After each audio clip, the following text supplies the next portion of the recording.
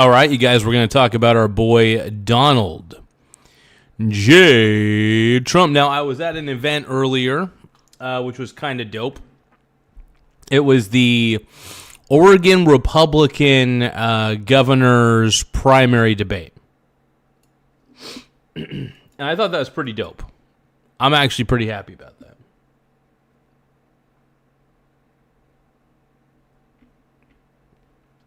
You guys will have to give me a moment, though. I'm setting everything up on the live. We're going to be reacting to a few videos today. I'm excited, man. I was really disappointed, though, because Chris Dudley is somebody who's running for governor. And I really wanted to see him on the debate stage tonight. I guess he's running as Republican, if I remember right. So I missed an opportunity to... If Chris Dudley would have been there, I would have been like... It would have been really hard for me to contain my you-know-what in my pants. Because I love Chris Dudley. I loved him as an NBA player. I love him as a human being. I'm a huge Chris Dudley fan. So the fact that he wasn't there made me really sad. I will live. But, yeah, I mean, I really do want to vote for Chris Dudley, though, for Oregon governor. But at the same time, it's like some of the candidates tonight, if you guys get bored, you know, watch my live watch the recording of the live stream that I did earlier at the Marshfield Auditorium. The debate was fabulous. 3 governors. Now, before that particular governor debate, there were other debates that were happening. I thought it was pretty cool. Really neat. Just the whole experience was fun. I had a blast. I still don't know who I'm going to vote for governor. I mean, I forgot that Chris Dudley was even running. So a part of me may have to go with Chris Dudley for the Republican primary. I mean, seriously, man, I love Chris Dudley, dude.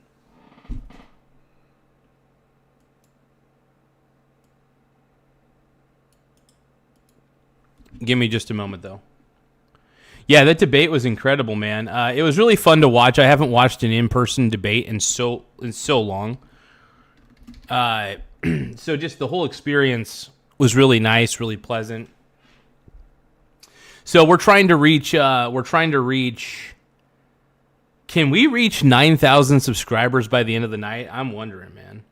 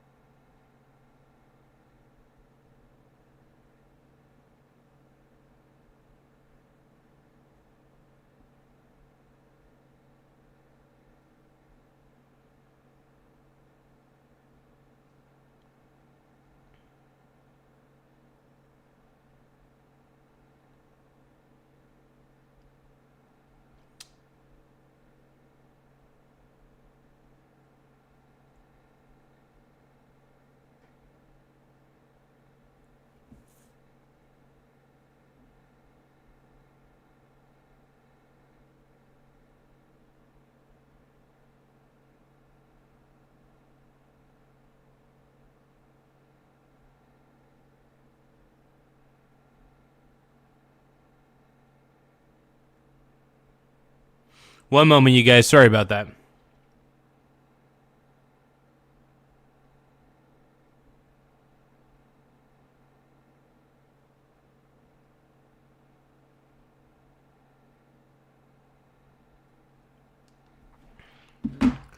Okay, guys. So, yeah, no, I think here's the thing. There's a little bit of drama between Donald Trump and Iran, obviously. Whoa. Don't talk about... Are you assuming that I have a relationship with Epstein, Neva? Why are you assuming that I have, like, some sort of, like, sexy relationship with Epstein? What's up with that? I'm trying to figure you guys out, dude.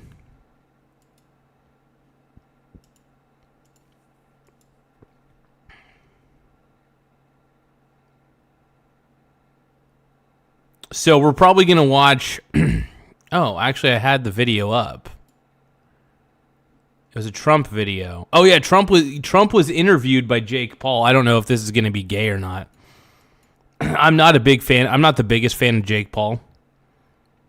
I think Jake Paul is kind of a chud, if we're going to be honest. But I do want to see how the interview went.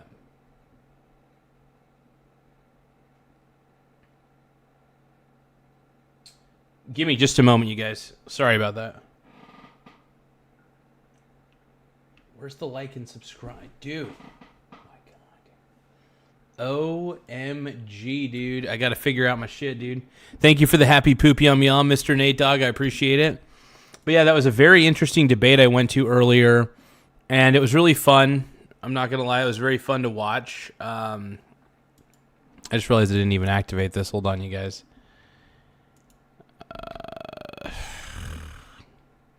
That'll work. That'll do. That'll do. But it's good to see Nate Dogg on the chat. Hey, we're almost to 9,000. I think we could reach 9,000 subs by the end of the night, you guys. What do you say? Do you guys think we could get to 9,000 by the end of the night? I can't believe it, man. We're at 8,904 subs. Once again, we're at 8,904 subscribers. Can we reach the 9,000 subscriber mark? I'm curious. Can we do it? I think we can. You're asking if I have a moral compass. I do have morals, shockingly, Mr. Neva. Do I care about the victims? Sure. Do you have a moral compass? That's the question I'm asking you, Neva. I don't think you do, bro. I don't think you do, bro.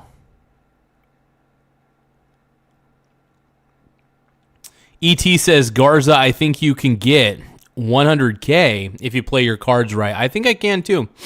I think I'm feeling it. I'm feeling it, G-Dog. I'm feeling it. Now, we're going to watch this interview, and we're going to cream our panties. We're here at a factory doing a rally. It's my first rally, and it's actually my first show on this podcast. So you're going to be my first and last that's guest. Good. Well, we're going to have to get good ratings. We got to get some good ratings. We better. You were flying in on Air Force One. Oh, Jake Paul. I'm not a fan of Jake Paul. I just can't stand him. I will say there's one thing I do appreciate. I do appreciate his desire to chase his dreams. Like, that is admirable. Otherwise, though, I don't know what it is. I think it's a personality thing. I have trouble wanting to listen to Jake Paul. It's just like his brother Logan Paul. I have trouble wanting to listen to them. I appreciate them for wanting to follow their dreams, though. I respect people who follow their dreams. Don't let your dreams be dreams. I'm going to do the Shia LaBeouf. Don't let your dreams be dreams. No, but I really do appreciate people who follow whatever path they feel like they need to follow, they want to follow. And it's a risk. You know, chasing your dreams is a risk. That's for sure. I know everybody says, hey, chase your dreams. It'll all come true. Not necessarily. Not necessarily. Sometimes you can really wreck yourself chasing your dreams. I'm not trying to discourage anybody from chasing whatever their purpose is. What I'm saying is expect hard work too. Expect hard work. Make sure you write. Make sure you do a lot of writing. Writing is always good. Hell yeah. But yeah, Jake Paul is very frustrating, to say the least. It's just a personality thing. His personality, there's just something about it that kind of pisses me off. But like I said, I respect that he chases his dreams. I respect he goes for what he needs to go for. So for that, I give him mad love. Right. Is it true that you watched the Joshua fight on Air Force One? I watched it. I watched you, and I thought you were very brave. He's a pretty big guy, you know. He's good, and he's legit. Look, he's a legitimate fighter. And I thought you were great. You did yourself no harm. No. Other than your chin, maybe. Other than the jaw, which is healing. How big is the TV on Air Force One? It is crazy that a YouTuber like Jake Paul could go up against an actual MMA or boxer. I don't even know what kind of fighter the dude was that he was going up against. But he's a professional fighter. And, yeah, it's crazy. It's good. It's good. The best you can have, I tell you. You know, they view it as cost is no object, right? But it was good. I got to see that. I really watched it. We had a whole plane full of people watching you. And you know, if size mattered. Hey, Neva. Chat. Neva's asking chat. Do you think Garza has a moral compass? Everybody, do you guys think I got a moral compass?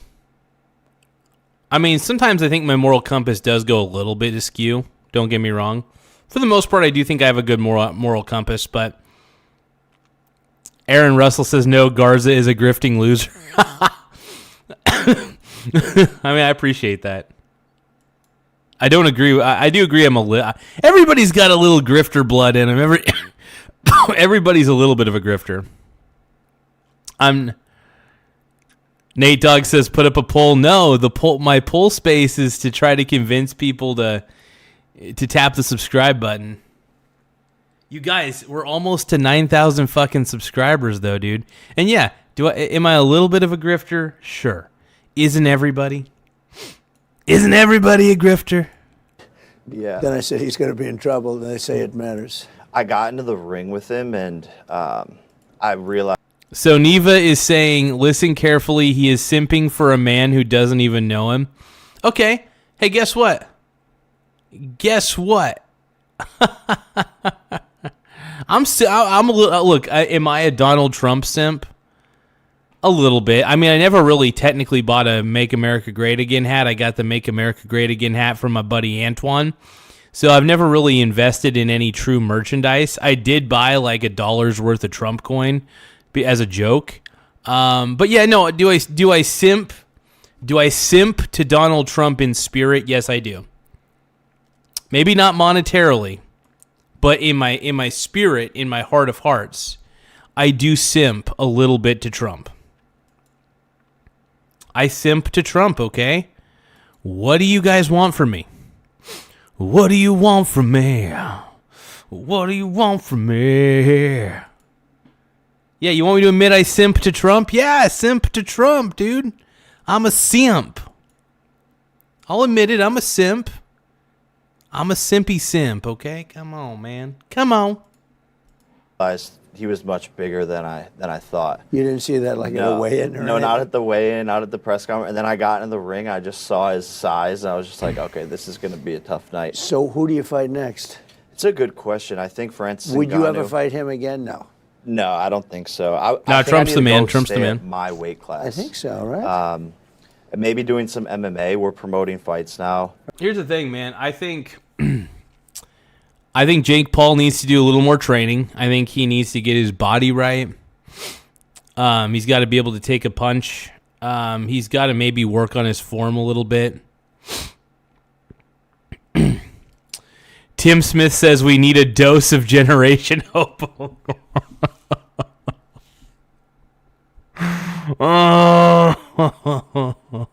No. I don't think, dude, after watching that long debate earlier, I don't know if I have any Generation Hope in me. By the way, Tim Smith, did you end up watching I did a live stream earlier at the Marshfield High School auditorium where I was live streaming the Oregon Republican primary for governor. It's for the governor. It's pretty cool governorship. So if you guys haven't watched it yet, I did a whole live stream. I got like front row seats. Tim Smith is asking, how about some of tomorrow's teachings? It's the same thing. Maybe a little bit later. I'll admit, maybe I will fulfill this hole in my heart with some tomorrow's teachings. Yeah, it was pretty boring. I mean, like most debates, most local debates that happen. I mean, I was surprised all the governors came down here to debate. Like, I was actually pretty shocked they all came down to Coos County. It was amazing. But yeah, it was a little bit of a boring event. There wasn't anything like too tantalizing or too sexy about it. I mean, it's a debate. They did go over some interesting issues, though. I will admit. You know, they addressed the fact that Coos County per capita is number 1 in the nation for sex offenders. Isn't that insane? We have the most per capita in sex offenders. That is insanity. It's insane how many, like, that was the stat that threw me off. Was how many pedos live here in Coos County. Like, it freaks me out. So I was like, that's creepy. So Annie's asking, come on, 1 episode, Garza. Okay, how about this? Because I love you guys, I will give you guys a small dose of tomorrow's teachings. All right, we'll do tomorrow's teachings. I'm going to regret this. Hey, what up, Ty Lord? You didn't miss much, dude. We just started this particular live stream. Tomorrow's teachings. Oh, God. Tim Smith is going to make me fucking regret this. Tim Smith is going to make me regret this. Oh, my God. What is this? Racist Karen accused? No. Oh, no. What is Coming up on tomorrow's teachings. You ruined my life. Had some reports of suspicious activity in the area. Oh, Karen, he's fine. Oh, God, this is going to hurt my soul. I have a feeling this is just going to, no matter what happens, this is going to hurt my soul. Luckily, this is only 7 fucking minutes, because I can't wait to get done with this so I can watch Trump talk to fucking Jake Paul. Oh, God. Okay, let's do this.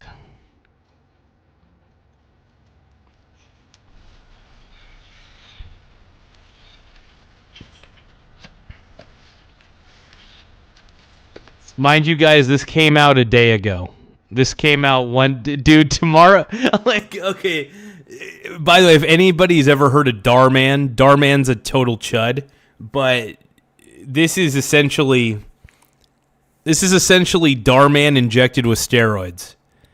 Injected with also steroids on top of the steroids. Hello, my name's Marcus. I'm trying to save up for Cal U.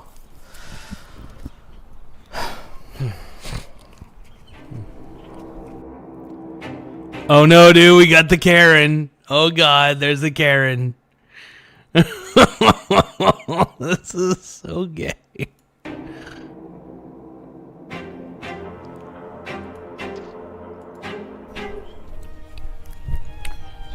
Oh, good morning, Marcus. Good morning. Cold drinks, $3. Oh my God, Tim Smith pointed out something very, very hilarious. Tim Smith is asking, is that the guy from LMFAO? Party rockers in the house tonight. Everybody just have a good time. And we gonna make you lose your minds. We just wanna see ya shake that. Dun, dun, dun, dun, dun, dun, dun, dun, dun, dun, dun, dun. I'm trying to save up for college. No. College? What are you planning? Cal U, computer science. That's impressive. Keep the change. Thank you. That means a lot. Work ethic deserves support. Yeah, I like that. That's amazing. Hell yeah. What a kind... Oh, no. The Karen. Oh, my God. The Karen. Oh, my God. We got a Karen. Oh, shit. You guys, don't forget to subscribe. If you guys love tomorrow's teachings as much as I do, please tap the subscribe button.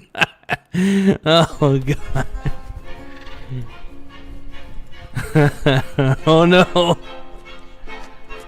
Oh, my God. I'm so scared.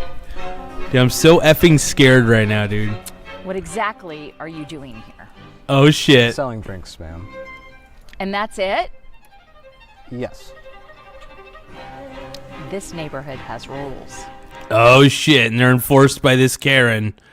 The rules are enforced by this Karen, bro. O-M-G. I'm just trying to earn money for college. I love the violin that's playing in the background.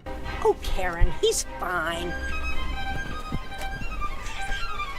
This just doesn't feel right to me. I don't know what's up with the old lady that was like, oh, God, this doesn't feel right to me. Oh, God.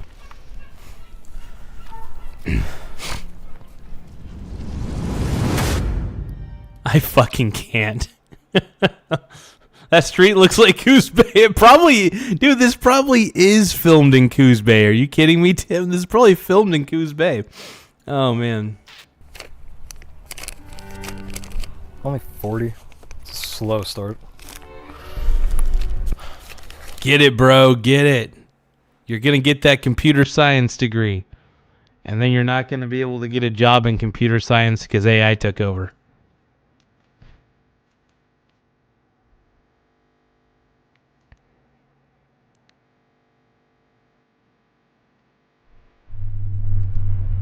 Oh no, is this it? She called the cops. She called the cops? Oh shit, dude. Oh fuck, this is not gonna be good. It's not gonna be good, dude. Oh dude, I'm about to shit my pants. Yo, Marcus! Deshaun, how you been, boy? I've been good. How have you been? Deshaun.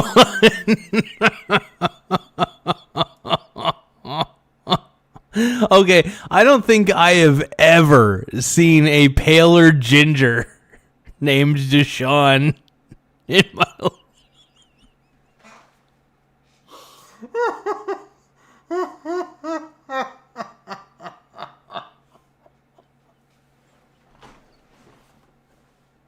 Well, Deshaun. Oh my God, no. This is okay. I take everything I said about tomorrow's teachings. I take it back. Tomorrow's teachings is 1,000 times better than Darman. This is 1,000 times better than Darman. You got the stuff? Premium energy today. How much? 50.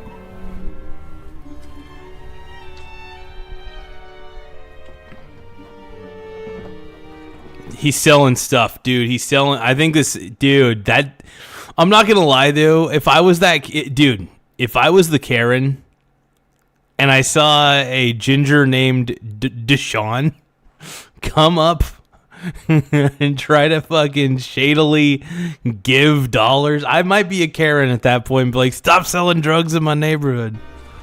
Oh, shit, what's he getting, dude? Is it a beer? Okay, what the hell? Was that an empty beer can? And he gave him like $50 for an empty beer can? Unless that beer can has a bunch of weed or crystal meth in it. I don't know, dude. Oh, dude, there's the Karen.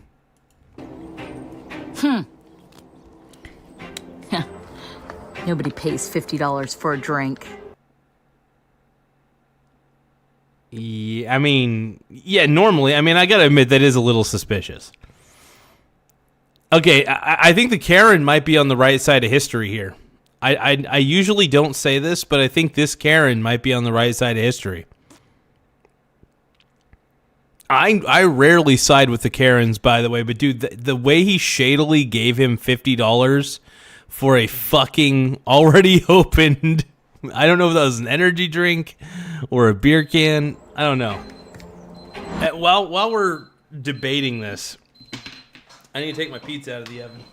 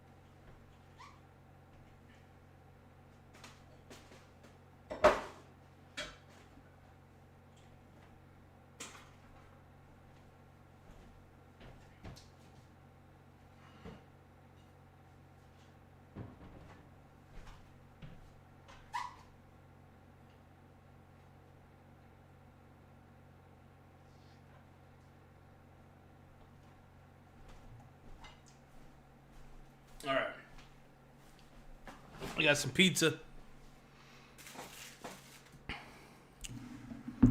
All right, let's watch this Karen. I'm going to eat pizza while I watch this Karen freak the fuck out. This is great, man. I love this shit.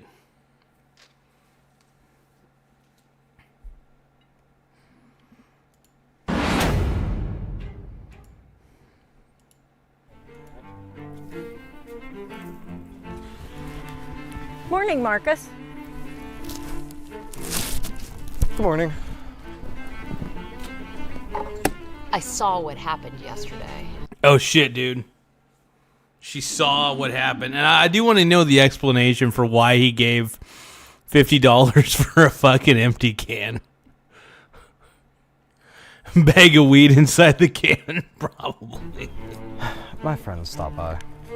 Friends? Friends do not pay $50 for a drink. They were just helping out with my college fund. Karen, you are jumping to conclusions. We'll see. I mean, he was okay. In her defense, the ginger's name was Deshaun. The ginger man's name was Deshaun. That's already a huge red flag. I probably would have called the cops too.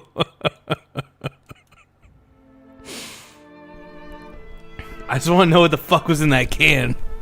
Oh shit. The police. The police. Marcus Johnson. Yes, sir. Had some reports of suspicious activity in the area. You wouldn't have. Tim Smith, thank you so much for showing me these channels. Generation Hope and Tomorrow's Teachings might have just given me a renewed reason to live. No, just kidding. About that, would you? No, sir.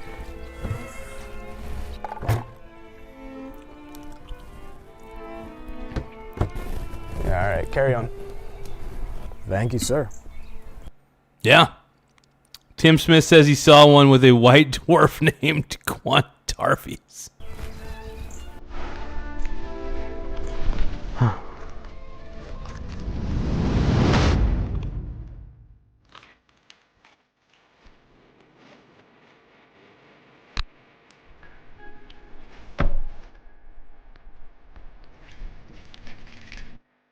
Oh shit.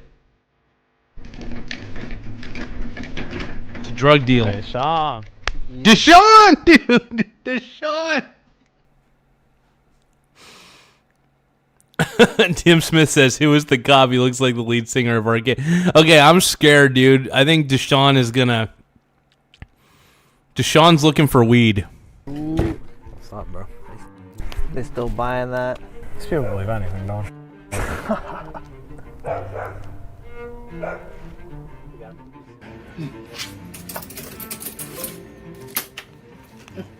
Got him.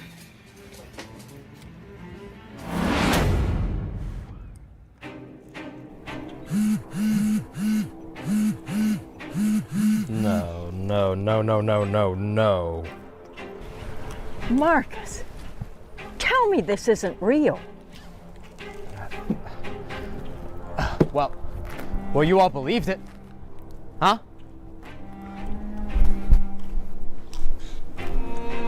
The truth always has a way of coming. Oh shit, was the Karen right? Was the Karen actually in the right the entire time?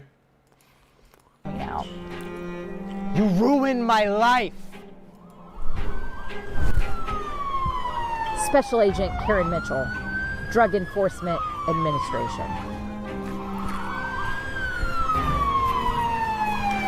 Oh my god, so the Karen was in the right the entire time. This guy was selling drugs in an all-white neighborhood.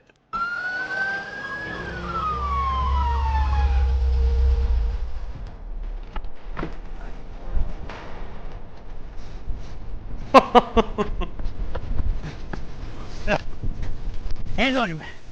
Get on the ground. This is amazing, dude. You're under arrest for the use of controlled substances. Come on.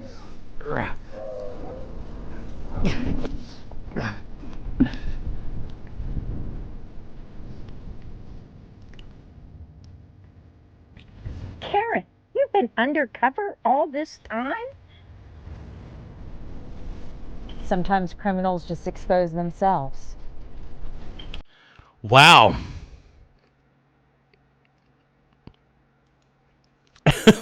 Tim Smith pointed out that his shirt says California University of Pennsylvania.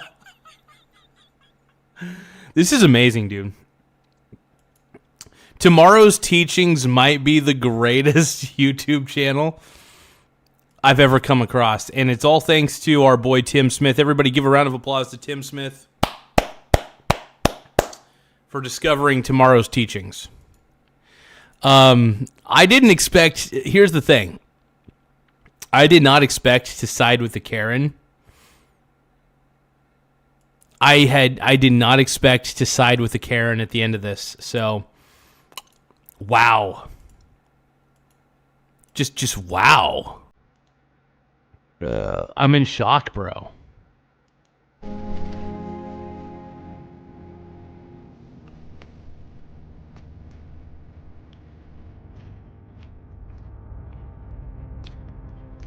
Marcus was put to trial with Mrs. Peterson as the lead witness and sentenced to a life behind bars. Karen was applauded in her department for her undercover work and continued to rein in drug traffickings in suburbs all around the country for years to come. Okay, wow. The Karen actually ended up being the good guy.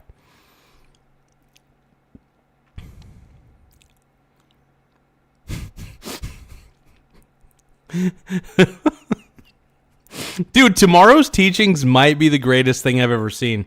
This might be even better than Generation Hope. Tomorrow's Teachings may be superior to Generation Hope. It goes like this. Tomorrow's Teachings is greater than Generation Hope. And Generation Hope is greater than Darman. I did not expect that the Karen would be in the right. Unreal. That is the greatest thing I've ever seen. You got life for it, Tim. You got right? On Netflix, we got Ronda Rousey versus Gina Carano. Maybe Usyk in MMA. Right. Francis Very good. Ngannou, Ryan Garcia. Maybe Tommy Fury. There's a lot of... Who would you want to see me fight? Well, I probably Khabib. How about Khabib? I'm down. You know?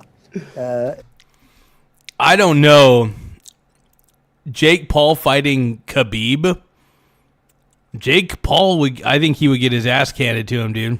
I think he's been just great. When they say who is the best of those, I mean, I've had a lot of fights. I've had Mike Tyson and a lot of them. That was great. Have you ever been in a fight? I heard a rumor about you like helping Kobe one time at a game. Is that a true long story? time ago, right? That was. Is this a true story? Well, it wasn't a fight. I was breaking up a fight. Okay. Which sometimes is more dangerous than being in a fight, right? But no, I like Kobe. Kobe was having a hard time with somebody, and it worked out fine. But yeah, I broke it up. Probably not a smart thing to do. He broke up a fight between Kobe and some other player? Dude, that's fucking sick, dude. Donald Trump is a top G. Top G. Because that in a nutshell is a top G maneuver right there. Donald Trump's the man, dude. That makes me love him even more, dude. Every day I find out something new about Donald Trump that makes me love him even more, right? Kobe Bryant was one of my favorite NBA players of all time. I still rank him in the upper echelon of greatest NBA players of all time. And to hear that Donald Trump broke up a fight between Kobe and some other NBA player, that's fucking cool, dude. And he says he loves Kobe. I love it. Dude, if you guys love Kobe Bryant and Donald Trump, and you love the fact that Donald Trump helped Kobe Bryant in a fight, basically, tap the subscribe button because I love Kobe. I love Trump. Kobe Bryant was one of my favorite NBA players of all time, and honestly, that is so fucking cool, dude.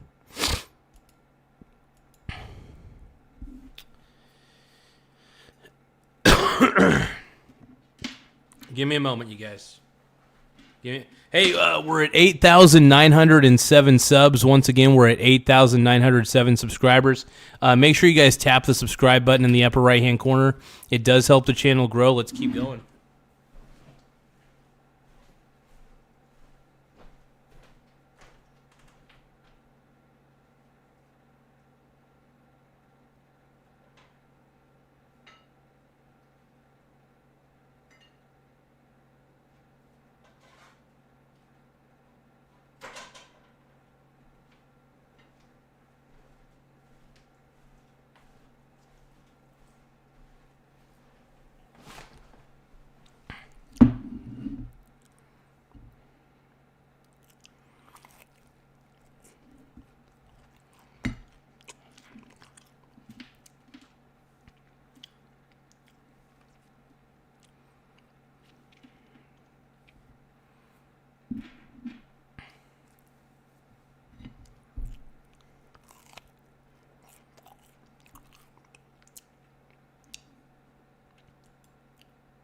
Historically, it's never good to break up fights. Yeah, I try to de-escalate situations a lot. But you're going to be at UFC 250? I will be. It's going to be amazing at the White House. And Dana's a great guy. He's a good fan of yours, you know. Yes. But Dana's a good guy, the best. I mean, there's nobody like him. And he had the idea of staging it right at the front door of the White House. We'll be right in the front door of the White House. And he's got a tremendous card. I don't even know if it's filled out, but I just saw it, and it looks like it's going to be, you know, all top guys. They all want to fight at the White House, so it's going to be. I'm excited to see the fight at the White House, though, dude. A UFC fight on the White House lawn. How crazy is that? That is insane. I love it. I'm all for it, man. It's a little bit barbaric, but fuck it. To be in honor of the 250th year. So it'll be great. No, I'm excited. I'm excited to see Sean O'Malley. He's the homie. Oh, yeah. He's a great fighter. And that's what I wanted to ask. So you went from boxing promotion, apprentice, TV shows, and then eventually, you know, obviously real estate, and then eventually was like, okay, I'm going to go into politics. How did that transition happen? Because, like, I see myself wanting to get more into this world. I believe it's the biggest way to create impact and change in America. Would you ever run for office? I think so. That's what I'm asking for, some advice. Like, how? Oh my God. Jake Paul for president. I'm not voting for Jake Paul, but, you know, good on him for having some ambitions. How did you make that transition, and was it hard? I don't know. I had to do it. You know, it's hard. A lot of people talk about it. You had to do it. And I had one shot left, because you get to a certain age, you have a few years left. You got about 40 years to make the decision. But I had one shot. You know, the timing was good, but if I waited longer, it wouldn't have been good because of the clock, you know, the famous clock. Yeah. Father Time. Yeah. And so I had to make a decision, do I do it? And I made it, but I was thinking about it for years. I used to talk about it because I was well known. I was very well known. I was successful, did well, loved real estate. Then we had The Apprentice. Mark Burnett was great. And we did, you know, I did lots of #1 bestsellers. My books were all bestsellers. And I see we have magazines. I was on. By the way, Think Like a Billionaire might be one of the greatest books of all time. Think Like a Billionaire by Donald Trump is amazing. I just want to let everybody know that it's fucking amazing. It's inspirational, too. This magazine so much. I'm looking at that picture. What are you doing to me? Show me that picture. This is the coolest magazine cover of all time. Yeah, well, it's like. Was it like hot on your ear? Could you feel the bullet? You had that throbbing feeling. You knew there was something. It was a bloody mess. What happens is, well, you know this better than anybody. The ear bleeds more because I said, why is there so much blood?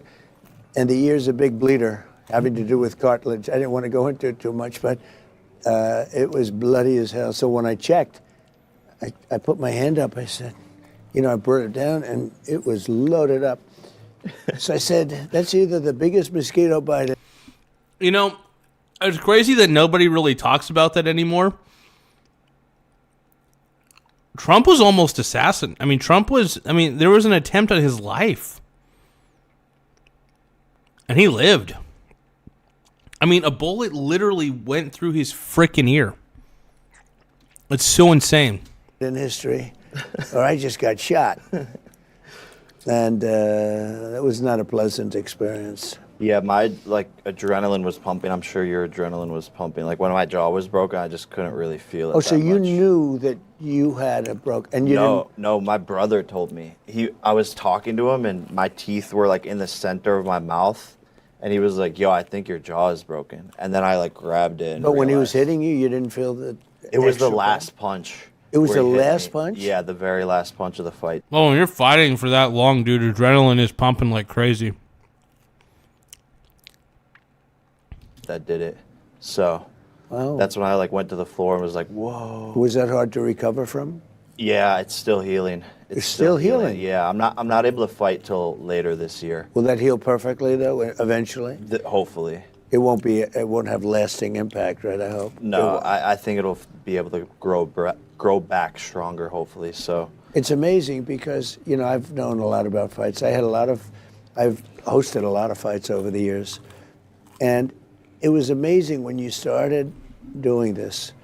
I said, it's not possible I call it a civilian, for a civilian to beat a professional boxer, because even if they were much older, because they've been the best fighters and all, and at first I said, well, is this really happening? Because you were beating UFC guys who weren't retired that long. Yeah. And I just didn't think it was possible. And then I realized, you really are the real deal. The one problem is this last guy was so big and talented. Didn't he win the Olympics too? On top of gold everything? medalist. He didn't need this. No, I know. People said I was crazy. Would you have done it again knowing how it worked out? Yeah, I don't have any regrets on it. And I love a challenge, and it motivated me to get better. And the experience of being in the ring with someone that good and someone that big, I think moving forward, the next people I fight, it's going to be like a lot easier actually. So I think it was good experience. But I think that's defying the odds, which is like what you've done as well. When everyone says you can't do it, do you have advice for younger people for going against? Yeah, Trump has absolutely defied the odds in a lot of ways. Like, I want to know his formula. Because everybody said there's no way in hell that Donald Trump's going to become president, blah, blah, blah. And it was so funny. When Trump won in 2024, my dad got pissed at me. Like, he didn't talk to me for like 3 days. Because I told him that Trump was going to win the popular vote. I told him he's going to win the electoral and the popular. And my dad laughed at me. He was like, no, that's not going to happen. That's delusional. All of a sudden, Trump wins the popular vote and the electoral. And I was like, oh. Well, look at the delusional guy won. And, no, I just knew in my heart of hearts that Biden was such a bad candidate. And so was Kamala Harris, that I just knew there was no way that Trump could lose. I just didn't know I couldn't think of any way for Trump to lose. And it was too big to rig. We all went out and voted. We didn't want it to be rigged, so we all went out and voted. Hey, you guys, by the way, we're at 8,908 subs once again. We're at 8,908 subscribers. Make sure you guys tap the subscribe button in the upper right-hand corner. It does help the channel grow. The more subscribers we get, the better. It really does help us out, so don't forget to tap the subscribe button in the upper right-hand corner. Let's keep going. Against the tide, going against the wind, and just... Well, the biggest victories are when you go against the wind. Yeah. Right? Go against what everyone thinks can't be done. Those are the biggest victories. They're usually the most lucrative too, even in business. When you hit it, it's a bigger hit. But like, I just said I'm going to do it. I was thinking about it for so long, and sometimes people would say, like, you ought to do it, or don't talk about it. My wife actually said, do it, or don't talk about it. I'd watch these guys, and like at debates, I say, I could kill him. I mean, that guy's nothing like you. That guy's nothing. Yeah. And I said, There's no way he could beat me in a debate. And she said, all right, so do it or don't do it, but don't talk about it. Yeah. And I actually said, I wasn't sure if I liked that too much, but she would actually say.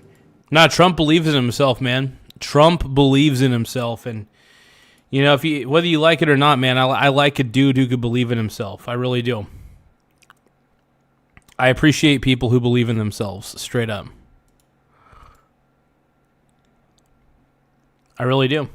Our first lady is now a movie star, okay? So on top of everything else, she's now first lady and a movie star. A movie is the #1 movie, can you believe it? But she'd say, do it or don't do it. It's okay. Tiny Lion Gaming, it's good to see you. We got Tylord, we got Tiny Lion Gaming in the house.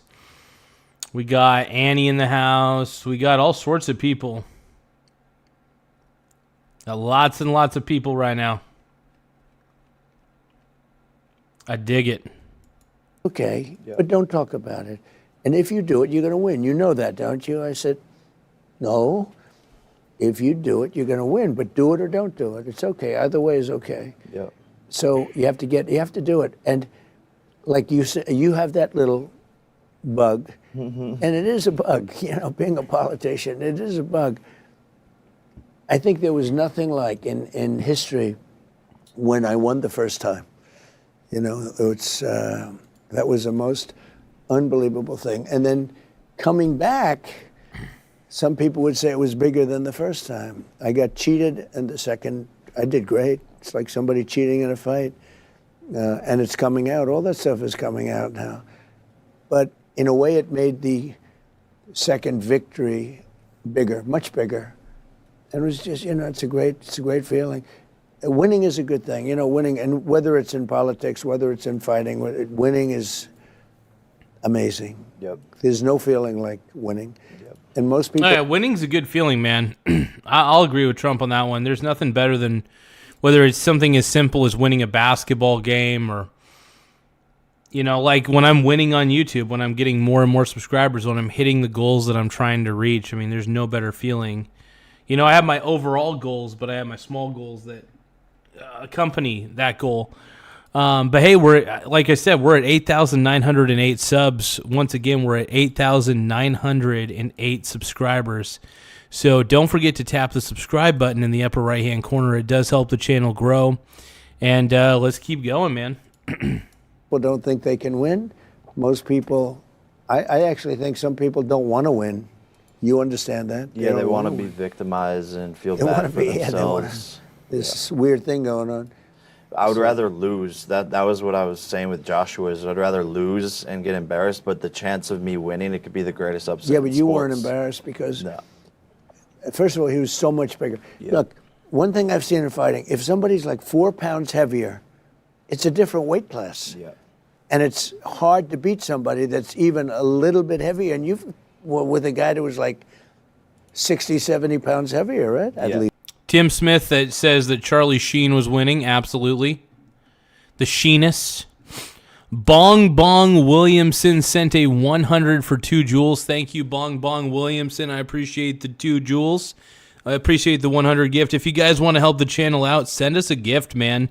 Send us a super chat. Send us a gift. I will do everything in my power to highlight it on the screen, but thank you so much, man. Thank you, Bong Bong Williamson. I appreciate you, brother. Thank you for the 100 gift for 2 jewels. I appreciate you, man. I'm going to keep that up on the board for a little bit. No, exactly. So it's you did. I'm proud of you. Thank you, man. This is my brand, which is all about winning. So it's funny you're saying that. Made in the USA. I know you're all about bringing jobs back to America. I don't know. That's if good you could looking, though. Thank you, man. Go buy it, Mega. That's good. Yeah, That's we're good. in Walmarts and really Good. hitting like the heart of America, but made in the USA. And I know you want to bring more jobs. And I think my generation, I think, is in a weird place with like going to school, getting jobs. AI is coming. Give any advice to my generation of people of where to go, where to look, what jobs, manufacturing, how can they get more active and get more opportunities in front of them? So you know this better than anybody. Because I get this question a lot. What do you do? Yeah. You always have to find something you love doing. Yeah. Like, I tell people their father wants them to go into business. Oh shit! Bong Bong Williamson sent a thumbs up for 10 jewels. Thank you, Bong Bong. I appreciate you, bro. Thank you for the. Everybody, give a shout out to Bong Bong Williamson for sending a thumbs up for 10 jewels. But to Trump's point, you got to do what you love. You got to do what you love doing. One of the reasons I've set out to do the YouTube channel is I love doing YouTube. One of the reasons I've set out to be a really good swing trader and learned everything I needed to know was because I love investing and I wanted to be more involved in the world of investing. So I got really good at swing trading. And then any money that I need to make outside of those two things, if DoorDash is needed, then DoorDash is needed, stuff like that. It's as simple as that. But I'm very proud of what I've been able to accomplish, and it's all because I followed what I want to do. I basically I am actually chasing my dreams. Relentlessly and unapologetically. I'm chasing my dreams unapologetically. I've been working my tail off to make this happen, man. And he hates the business, and the father's successful, they're pushing the son. You've got to do something you like, or you're just not going to be successful at it if you don't. With that being said, try and like something that's where there's a future. Like the hot thing right now is AI. Yeah. If you know the AI thing, you're going to get an unbelievable, crazy job at ridiculous numbers you never thought of. That could cool off. Maybe it's going to cool off, but right now. So if you like computers and all of that, it's not a bad thing. Go into an industry. There are some industries, retailing's always tough. There are some industries that are tough. If you love it, do it. But if you can love something where it's got a lot of potential, you're much better off doing that. I have friends that are really smart. They went into businesses that are very, very tough. And they lost, they work. They're smarter than other people I know, but they're in the wrong industry. Yeah. If they were in the right industry, they'd do much better. So try picking something that's got potential. See, that's some good fatherly advice right there. Pick something that's got good potential, and then make sure it's something that you actually want to do when you get into it. You don't want to get into a dying industry. You want to try to avoid that. But yeah, I fell in love with investing, right? I love investing. It's something that I'm really passionate about. And I'm proud of what I've been able to accomplish in that world. If it wasn't for my love of investing, my life would have taken a whole bunch of turns that I probably wouldn't have ever expected, So I'm very happy with what I've been able to accomplish in the world of investing, for example.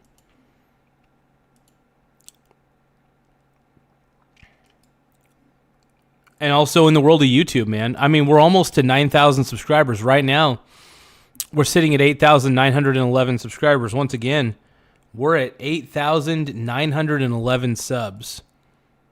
And it's legitimately all thanks to you guys for taking the time to subscribe to this channel. So to those of you who haven't subscribed, please tap the subscribe button in the upper right-hand corner. It goes a long way. It helps us out so much. And I appreciate it. You have to love what you do. Yeah. That's what I've always told people is like turn your hobby into your job. Me and my brother were filming videos and look at, where it's gotten to today and just When did you know you that. were going to be a fighter, though?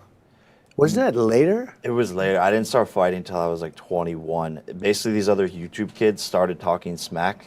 And sort of like you with the debates, I was like, I can beat this kid up. Yeah, right. And so I just started training. That's funny.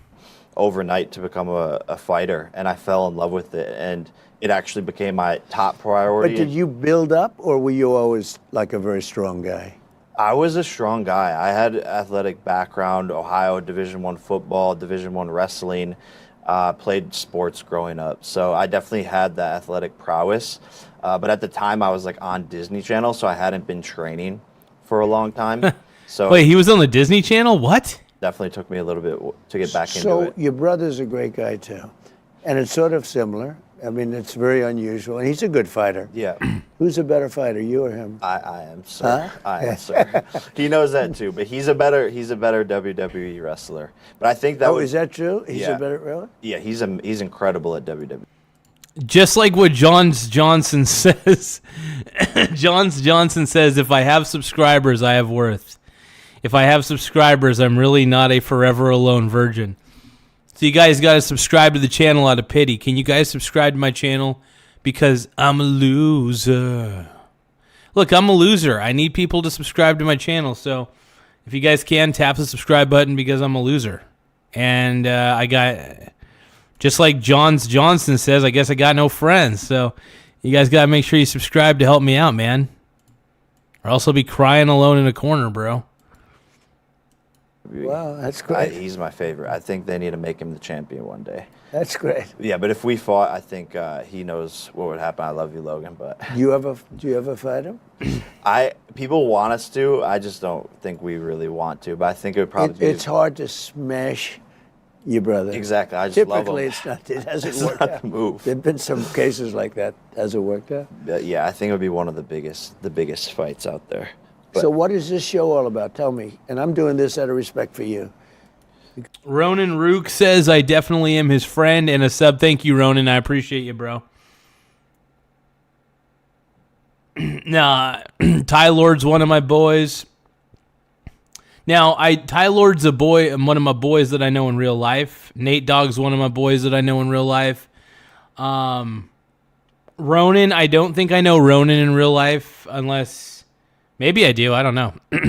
But Annie, you're a friend too. I've never met you in real life, but I consider you one of my online friends. So I have my online friends and my in real life friends. Now, I've talked to Tim enough times on like virtual things. I consider him pretty much like, I feel like I've met Tim in real life, even though I technically haven't, you know.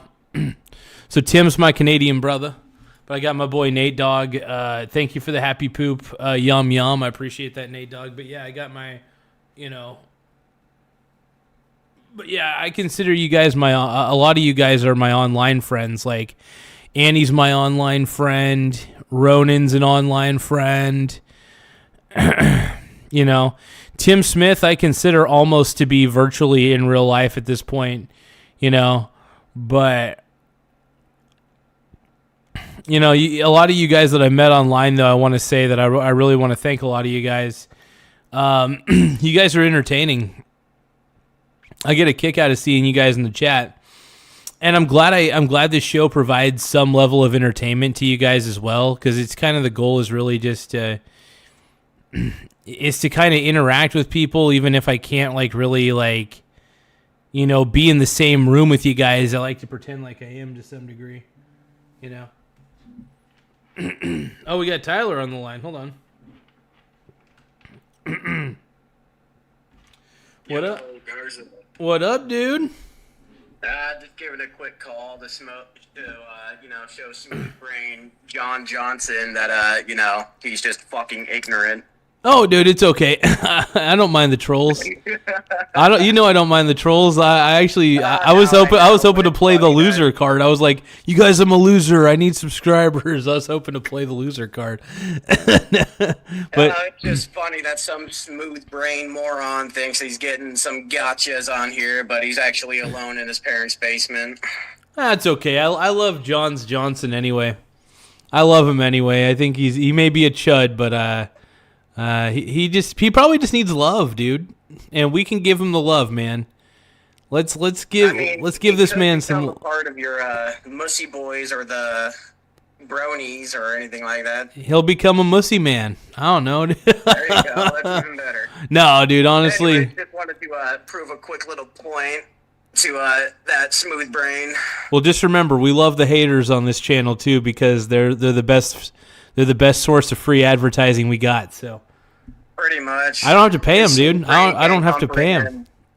His smooth brain doesn't comprehend that talking in your chat puts your stuff out more. Oh, yeah, that's why I let him talk. Let him talk. Right. I play into it, man. I got to play. I don't mind it. But I appreciate you, Ty Lord. I appreciate you setting the record straight. And It's just funny to me. Oh, he don't got no friends. Right. That's why no one's talking about you, John. It's okay. You're gonna laugh at this one. So Nate, our boy Nate Dogg, Mr. Nathan says Garza hiring Chat GPT to call and insult viewers. Pay your rent already. Fucking Nate, dude. Dude, Nate's the man, dude. Nathan's the man. The GOAT, the legend. Kills me. He's a fucking legend. He kills me at Magic All right, all the time. He destroys me at Magic. And well, actually, I was gonna say our boy Billy's been destroying Nathan at Magic lately. So I think they're kind of like a similar skill set, dude. Well, not all the time. I mean, but Mr. Billy, dude, has been giving Nate Dogg a run for his money. So the student is becoming the master in a lot of ways. So Billy might take the throne away from Nate Dogg. I don't know. I don't know how I feel about that because Nate Dogg is the one that just dominates. I mean, he does dominate. He knows Magic better than any of us. So like, my man kicks ass at that game. Oh yeah, that's just what he does.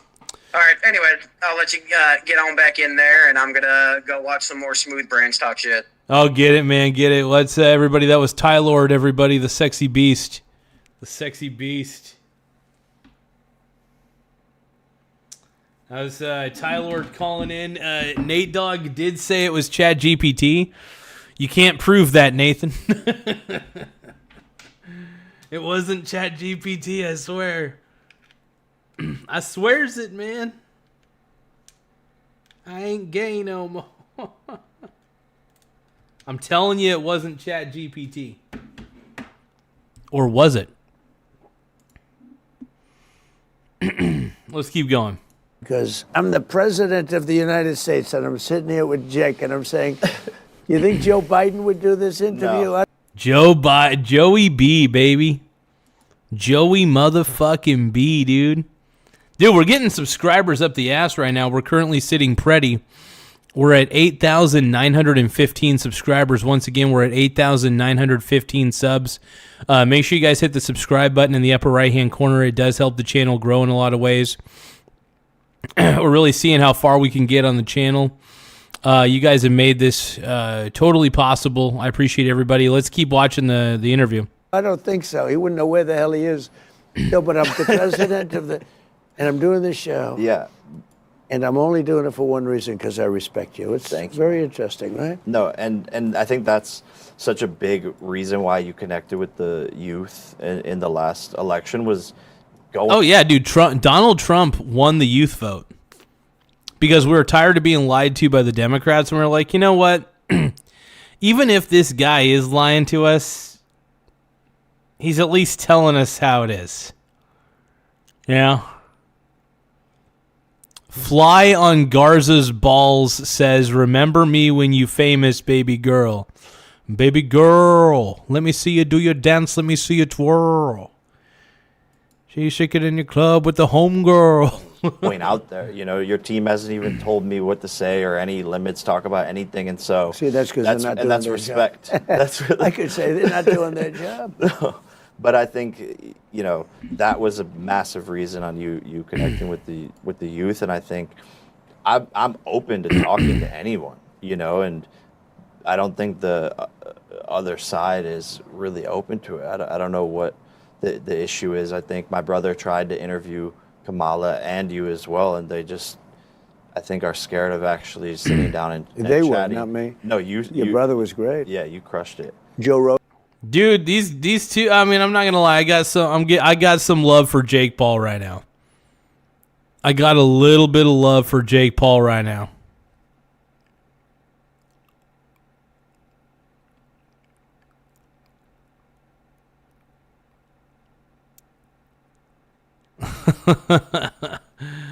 Here's the thing, though. Ty Lord called me on. Ty Lord called me on MSN, not MSN Messenger. Oh my God, I'm old. I just called Facebook Messenger MSN Messenger. I was like, yeah, Ty Lord just called me on MSN Messenger, bro. But now, I'm so fucking old. But yeah, no, Ty Lord called me on Facebook Messenger and it was fucking tight, dude. It was tight. Hogan was a great interview. He did 300 million people. Yeah. And then she didn't want to do it, which, I guess she should have. I don't know. It's funny. It was. I did him, and I did some other guys who were really great guys. Barron, my son, Barron, I have a very tall son. Yeah. And he's a smart guy, and he's a good kid. But he listens to you. First time I ever heard your name was through my son. And he knew a lot of the, I don't know if you call them podcasters or influencers or whatever you want to call them, but he'd give me some names that I never heard of.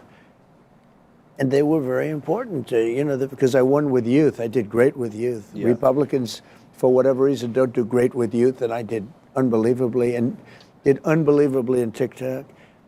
And then Barron. Yeah, the reason Trump did great with the youth is because the youth was tired of the Democrats, man. We were done. I mean, I can't say that I'm that young anymore, but a lot of the young people were like, yeah, no, we're not voting Democrat, dude. We refuse. They said, hey, we'd rather vote for Trump. Turned out to be the right decision. Barron said, Dad, you got to do Joe Rogan. And we wanted to do it. Orwell, the resident's in the house saying, Garza, what up, Orwell, the resident? Oh, my God. Nate Dogg says, Tylord GPT. Tylord GPT? Can you please use ChatGPT to give me an answer? See, here's the thing. I'm so fucking lazy that I use Tylord. I call Tylord in the middle of the night, and I yell at him to use ChatGPT to do some research for me, and then I yell at Tylord even more and tell him, hey, once GPT gives you an answer, you better fucking tell me, Tylord, and don't skimp out on the baby oil. Don't skimp out on that baby oil. So I basically do use Tylord as a ChatGPT substitute. We were talking about it for a long time, about not even this, about other things, not politics, even before politics for me. But we had a great talk. It lasted for 3.5 hours. And you call that long form, right? That was, yeah. And it was like a nice conversation with a great guy. He's like a great guy. And Fly on Garza's balls says Ty Horde. Oh my God, yeah. That's hot. She should have done it, I guess, but she didn't do it. And we had a great election. This was a great election. And the country's doing unbelievably well. This country, I mean, we did this excursion. We had to do it, wipe out evil. Sometimes you have evil. And for 47 years, they've been killing people, Yeah. in the most violent way. The roadside bombs all over the place, that was 95% of them are from Iran. Soleimani, that was the one. We took him out. Soleimani. Yeah. We did a lot of things, the B-2 bombers, and all of this whole thing that we're doing now is people have waited for 47 years for it to happen. So we have to do it right. But our military is... So the war in Iran, like I said, I'm not a big fan of war. As you all know, I'm not somebody who just like says, oh, we should all go to war. No. I think it's a bad idea for the most part. But in this instance, man, I think a weak Iran is a good Iran for the Middle East. I would say that 80% of the problems are caused 80% of all the problems are caused by fucking Iran in the Middle East. Iran is has been getting away with a lot of bullshit for a long time. They've been the number one state sponsor of terrorism for fucking years. And the regime in Iran, they gotta go, dude. They gotta go. It's gotta go, dude. Been unbelievable. No, and I commend you for your bravery, and I think so many Iranians do as well. And I was a bit shocked too. Like everyone else in the world was like, "This is the greatest thing," and I think what you're doing is phenomenal. And I was shocked that so many activists, like in America, didn't like it. But meanwhile, they're like, "Oh, well, we support women. We want women to have all these rights." Meanwhile, you're liberating the women of Iran, and then they have an issue with it. I thought that was very confusing. We support gays, but they throw gays off the buildings, Yeah. okay? We Yeah. support this. I mean, the things they do, And yeah, the things that they do in Iran are so bad. Like, I'm surprised anybody, if you're in America and you're taking the side of Iran on this one, Iran is a country with zero morals. Like, their entire religion, I'm not even going to go into how much I can't stand the religion, but Iran's just a terrible country. Horribly run. They don't have any ethics. They treat women like you-know-what. They treat gay people like you-know-what. It's pretty obvious. It's like, Iran's a terrible country. Through and through, Iran is a shitty country. And if you can't accept that, I don't know what to tell you, bro. I don't know what to frickin' tell you. If you can't tell that Iran's a crappy country, get your eyes checked, bro. Get your damn eyes checked. If you guys can, though, tap the subscribe button in the upper right-hand corner. It does help the channel grow. Once again, tap the subscribe button in the upper right-hand corner. It really does help the channel grow in more ways than you can ever imagine. I mean, you guys are really helping the cause. You guys are helping us out. You guys are the reason that this show is successful. So, yeah, I love you guys, and I appreciate all you guys. You guys are amazing. Amazing. So don't forget, like I said, tap the subscribe button. It helps keep the show going. It helps keep the show flowing. It helps keep the show free. For the most part, I mean, obviously, we do encourage gifts and super chats, and we encourage you to sign up for the membership as well. We're going to start making more exclusive content, just to let everybody know. So we are going to start encouraging people to sign up for the 99-cent membership. Like I said, we're going to try to make as much exclusive content as we can. Just because I do appreciate you guys, and I kind of want to do more behind-the-scenes content of, like, you know, my thought processes behind things. Maybe expand on a few of the ideas that I talk about in some of my live streams. Expand upon some of my philosophies in the world of investing. Stuff like that. I just want to be able to teach people. I always felt like I would be a good teacher, and not just feel like, I feel like I know that I'm decent at teaching, and I enjoy teaching investing to people in a way that's very digestible, and I'm very good at repeating myself too. I really enjoy repeating myself and repeating concepts, so that way it sticks in people's heads. But my goal is to get people to realize how simple investing actually is. At the end of the day, that's one of the main goals of this channel. So I really do hope to show you guys just how simple investing actually is. Let's keep going. They're fighting, but I think I have tremendous support on this. Love you guys. Something that's been incredible. Yeah. I have the best poll numbers I've ever had now. Yeah. And it's not because of this. I think we've just, the economy is great. It's a little bit of we take a little winding road for a little while, but we have to wipe out the evil. It's an evil curse. They're evil people. And, hey, we wiped out their Navy. We wiped out their Air Force. We wiped out everything there is to wipe out. We wiped out their leadership twice. The second time they were meeting to pick which one of them would be the leader, they got wiped out. Now they're looking for a third time. So my boy, Educated American, says QQQ, SCHD, and VOO is in his portfolio. So let's see. QQQ is the NASDAQ 100. SCHD is the Schwab Dividend Fund. That's not a bad one. And the VOO is the S&P 500 ETF. So, I mean, that's a pretty diversified portfolio. I do want to critique it a little bit, though. Educated American, have you considered putting any international based ETFs into your portfolio so that way you could be globally diversified? Like I'll give you an example, the VXUS. Once again, the VXUS is a great example of a heavily diversified international fund. Have you thought about adding that particular ETF to your portfolio so that way you could be a little more globally diversified? Because I do believe that global diversification is a very smart thing. As great as it is to have an entire portfolio of U.S.-based companies, which is totally fine. I think it's also very important to be globally diversified. None of this is financial advice by any means, but I think here's the thing, man. So think of it this way, educated American. This is not financial advice for educational and entertainment purposes only. But think about it this way. Those 3 ETFs that you have are very fantastic, and you need to. I think you should keep those ETFs right in your portfolio. I see nothing wrong with what you have. I think the only thing that's wrong is what you don't have.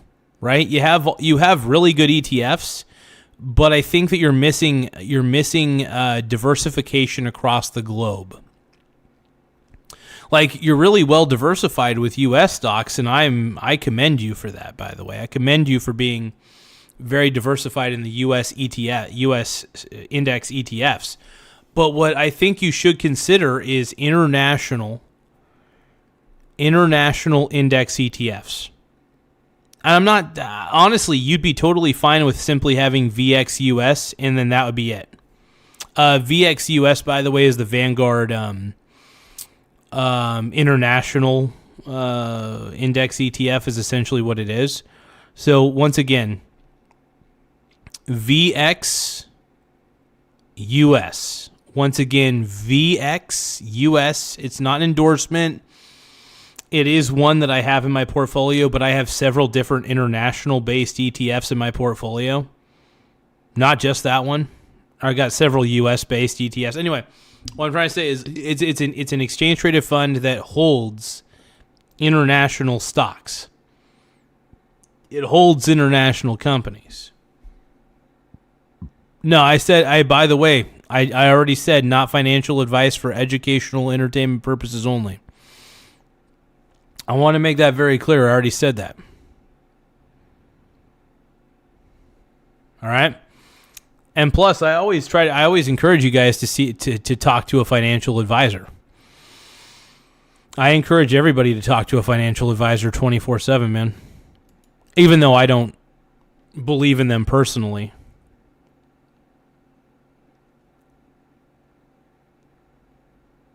Hey, dude, you have $1.5 million? Okay, never mind.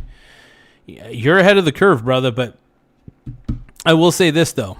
Diversification across the globe is always a good thing, so I would consider at least having some sort of exposure to international companies. That's all I'm saying.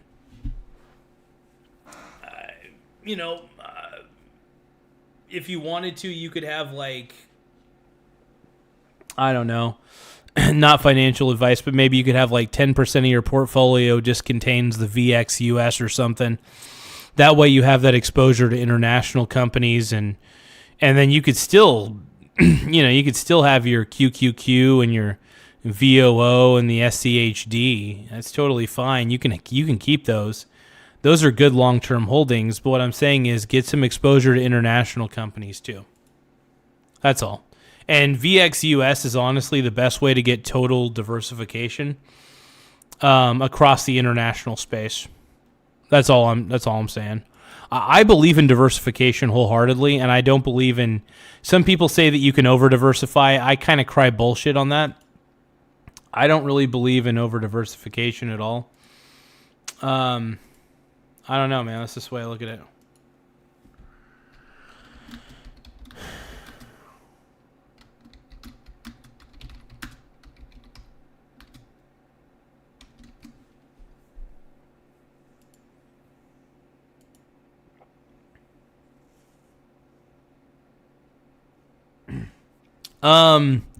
Kelly CE23 is asking, is saying new here, pro Trump or pro sanity.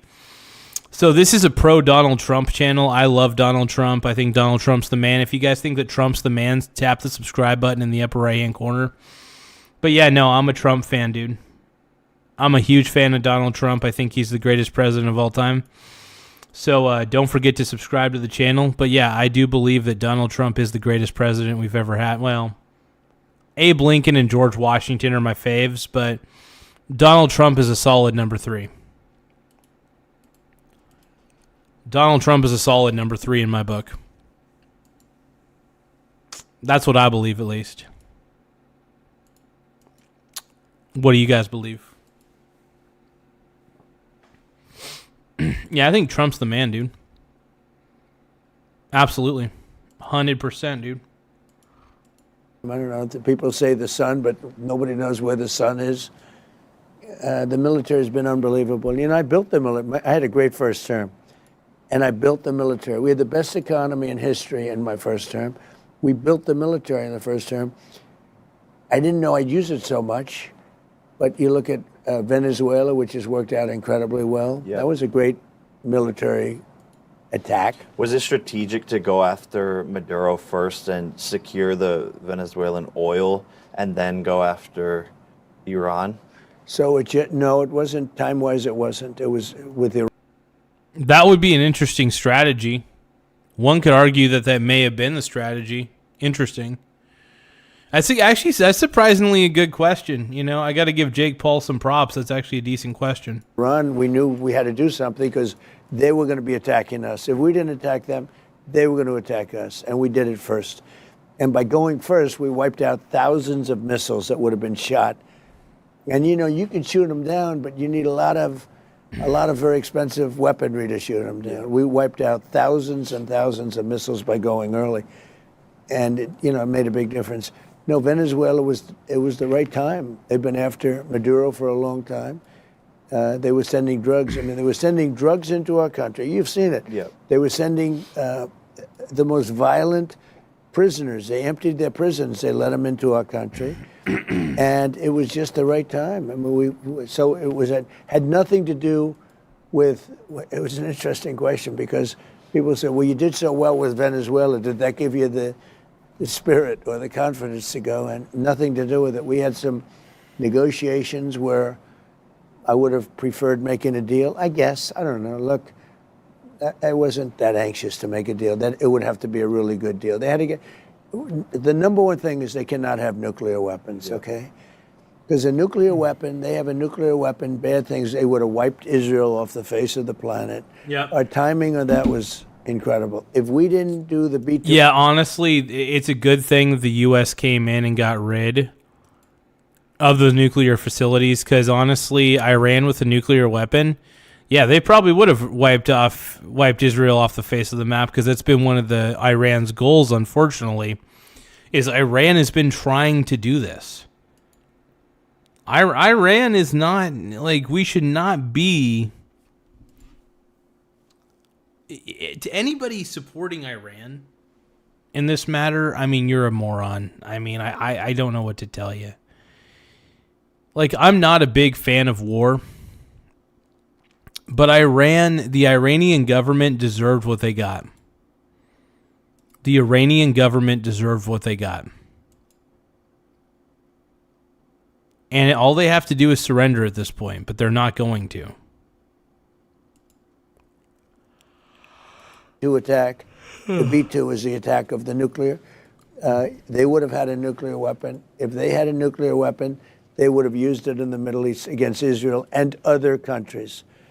And you saw that recently when they're shooting all these missiles. We didn't know what was happening because we're saying, wait a minute, we're going after them. And they're shooting Saudi Arabia, and they're shooting Qatar, and they're shooting UAE, and they're shooting all these other countries, and nobody knew what was going on. You saw that. Yeah, they're just wreaking havoc. No, they made it. Well, they were trying to frighten them, but they didn't get frightened. It was the opposite. They fought back. Yeah. And they were on our side. But our military has done a great job. Yeah, no, it's been incredible to watch. I have another question they're wanting us to wrap up here, but I always ask people this question.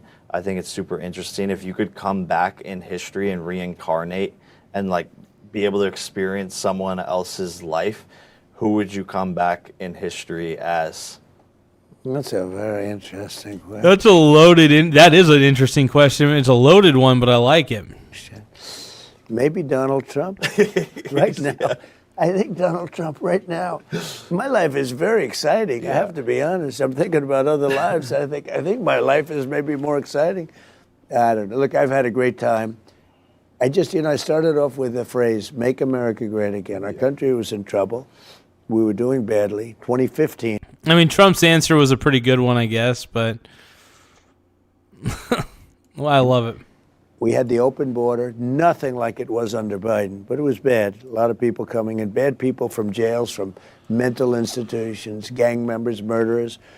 We had 11,888 murderers come into our country. Got them out. We're getting most of them out. We're trying to get all of them out.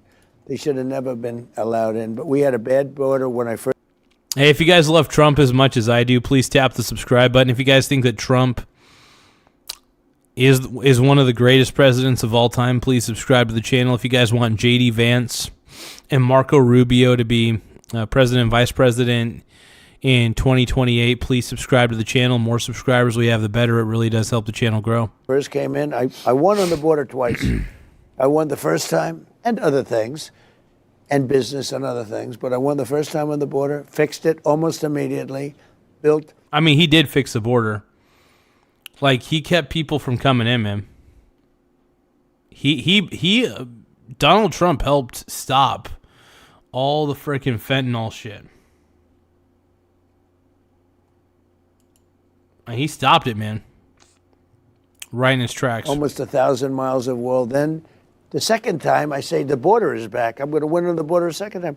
But the second time, because we had a great border the first, after I got it going. And then the second time, now we've had nobody come into our country in the last 9 months. I mean, like, literally nobody. I mean, that's pretty impressive, actually. So nobody's wanting to illegally cross because they know they're going to get stopped by Border Patrol, and it's like, uh-oh. And that's given out by Democrats. That's not by. We had millions of people pour into our country. You know the story. And they came in from jails. These are from all over all countries all over the world. The Congo, they came in from all over South America. So. And are you guys targeting the bad actors specifically? Because I believe there's so many amazing people who have come to the country that are awesome immigrants. Yeah. And it's like, how are you guys, deciphering between? We're really looking for the bad ones more than anything else. We got to get the bad ones out. We have. I told you 11,888 murderers came. More than 50% murdered more than one person. And we 50% murder. Wow. Those are the kind of people we were letting in? Jesus. Have them, either they're gone. Some are so bad we don't want to bring them back to a country. Yeah. They came in from other countries, rough countries, and we put them in jail because we don't want them to come back. We don't want them ever back here. They're really dangerous. Washington, D.C. was a very dangerous place. Now it's the safest city. It's as safe as any city in the country. We took it from... Yeah, Trump cleaned up that mess. I mean, honestly, he did. Like, Trump cleaned up that shit, dude.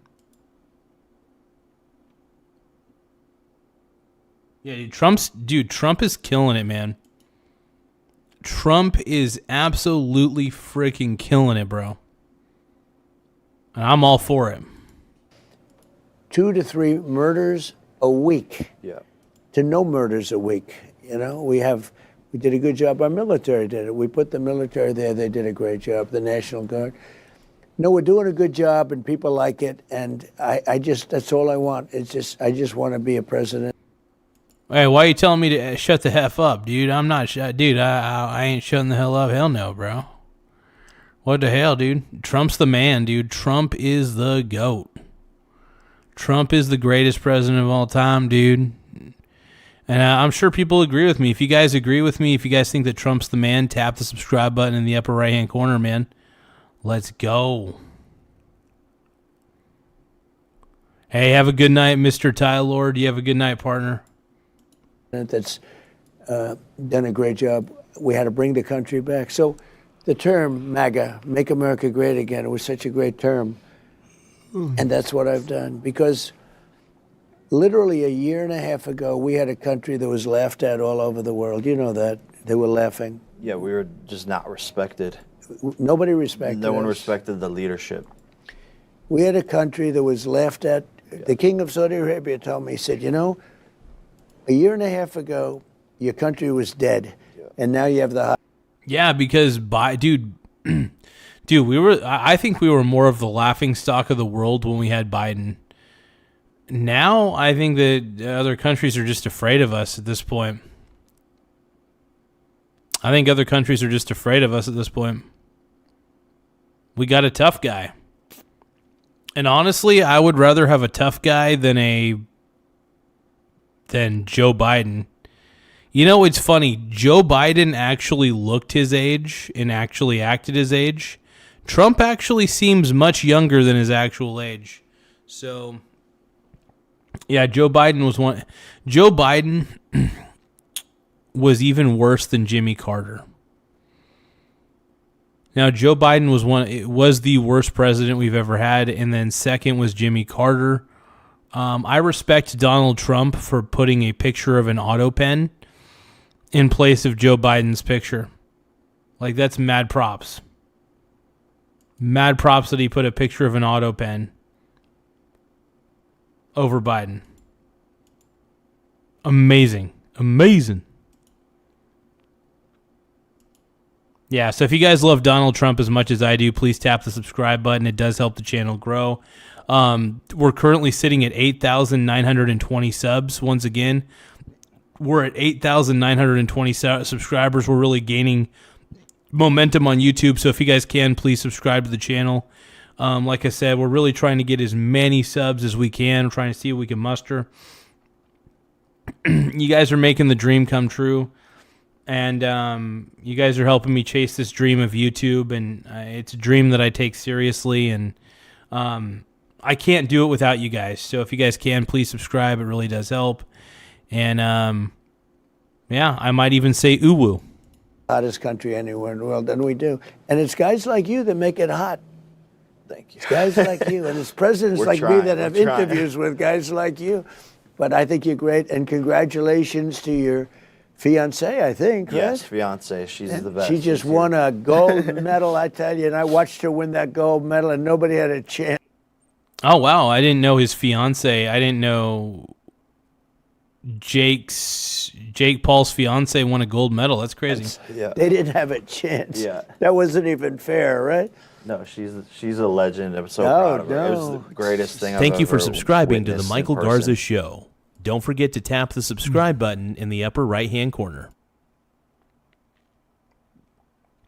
Jake Constantine, thank you so much for subscribing to the channel. Thank you for subscribing to the Michael Garza Show. Oh. Don't forget to tap the subscribe button in the upper right-hand corner. Thank you, James Willis, for subscribing to the channel. I'm going to put Jake Constantine's name back up on the screen. Thank you for subscribing to the Michael Garza Show. Don't forget to tap the subscribe button in the upper right-hand corner. Thank you so much, Jake Constantine. I'm going to put your name back up. Well, I'm putting James Willis's name back up because I want to give him a round of applause. Thank you for subscribing to the Michael Garza Show. Don't forget to tap the subscribe button in the upper right-hand corner. But yeah, you guys, if you can, subscribe to @Mr. Constantine. Once again, you guys need to subscribe to @Mr. Oh, actually, it's @Mr. Constantine. So make sure you guys subscribe to my boy there. He wants me to help him out, and I guess, subscribe to Mr. Constantine, Hell yeah. Let's keep going, man. Let's keep rolling. Well, and to be a part of it. She's a great person, beautiful. You're not allowed to say beautiful. It's the end of your political career, beautiful. But you know what? She's beautiful. Melania's beautiful as well. Yeah, she is. She's doing great. She's doing a good job. Look at us complimenting. Yeah, well, it's nice. Nice when you can do that, right? Exactly. Yeah, I just want to congratulate you. Great job. Thank you, man. You're a young guy, but you have done some incredible job. Thank you. And so different. Yeah, man. I feel like I'm just hitting stride. I'm 29, and I look up to you and your American, story, the American dream. Yeah. And that's what I want to do is inspire other kids who are watching this right now to chase their American dream because it's possible. Yeah, I mean, it's good to honestly, it's good to chase your dreams. It's one of the reasons why I may not be a fan of listening to Jake Paul, but I do respect the actions that he's taken to make his dreams a reality. So I do respect that quite a bit. From a couple hours away from here, coming back to Ohio to do this interview is just a Right. dream come true. Well, I love Ohio. It's been good to me. We won in a landslide. Yeah. We won Crushed everything it. practically in a landslide. Florida It's- crushed it. It's good. Florida, Georgia. Texas, all of them. It's been a great time. I've had a great time, and it's been a real experience. But much more important is to just take this country and bring it back, and it's really back. It's really back. Yeah, I feel it. No, and I think everyone else feels it as well. And I think the momentum's growing, and Yep. we really appreciate Respect. you. They have to respect our country, right? Yeah. And to do that, they have to respect your leader. Yeah, and by the way, if you guys think that Iran's a good country, just get out of here, dude. Get out of the U.S. I mean, if you guys think that Iran if you guys are actively rooting for Iran in this war, and you're living in the United States, please self-deport yourself. Just get out of here. Go to another country, dude. Go live in an S-hole country. Oh yeah, you can go live in Iran, because Iran has always been a S-hole country. Unbelievable, dude. To all the people in the chat who are rooting for Iran, just go F yourselves. Come on, man.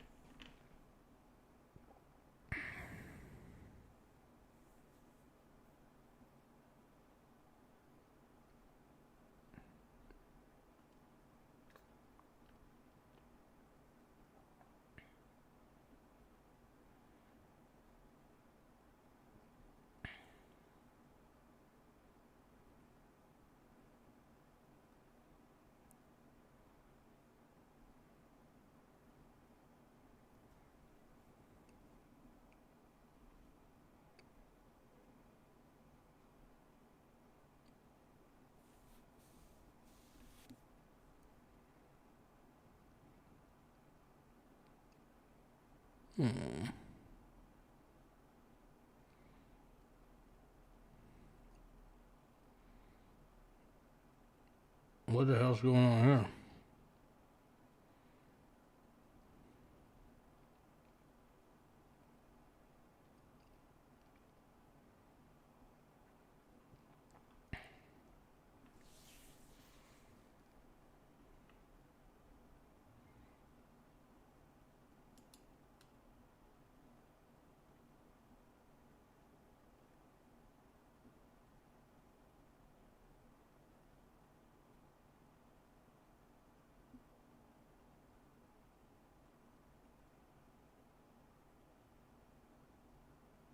Okay, so Trump is raising the stakes with the war in Iran. All right. In Iran is going very well. A lot of big hits today, a lot of big wins today, as you probably have heard militarily.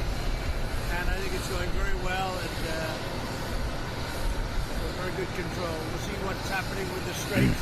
So just about everything is gone, and you'll see that. That was President Trump Friday. Oh, hold on. John Fetterman. Dude, he has become a nightmare for the left.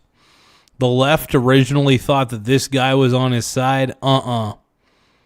This guy's the man, dude. John fucking Fetterman. He's got balls of steel. Big close-up is Pennsylvania Senator John Fetterman. Senator, we're so happy to have you. We've been hoping to have you for a while now and happy that today is the day. I want to open with this. Last week we saw House and Senate Democrats try to pass the War Powers Resolution to limit the president's authority in Iran. What is your message to your colleagues who still oppose this operation and not only oppose it, but would have the American people believe that it's been an epic failure? Well, for me, I would like to remind everybody that every single This has been an epic success. You kidding me? Democrat has always said that we must never allow Iran to acquire. Scott ER71 just sent a happy poop yum yum. Thank you so much for the happy poop yum yum. I appreciate it. Scott ER71. I appreciate you, Scotty. Appreciate you. You're so sexy. Thank you for the happy poop yum yum. I gotta sing the song real quick. I haven't sung it in a while. Happy poop yum yum. Happy poop ooh woo. Happy poop, happy poop, happy poop, ooh woo. Happy poop, ooh woo. Happy poop, ooh woo. Happy poop, happy poop, happy poop, ooh woo. All right, let's keep watching. Acquire a nuclear weapon, every single one. And now everyone that's run for president, whether that's Hillary Clinton or Kamala Harris, they all said the same thing. In fact, Kamala Harris, in late 24 during her campaign, she identified Iran was her top concern. Our greatest adversary. That was her quote.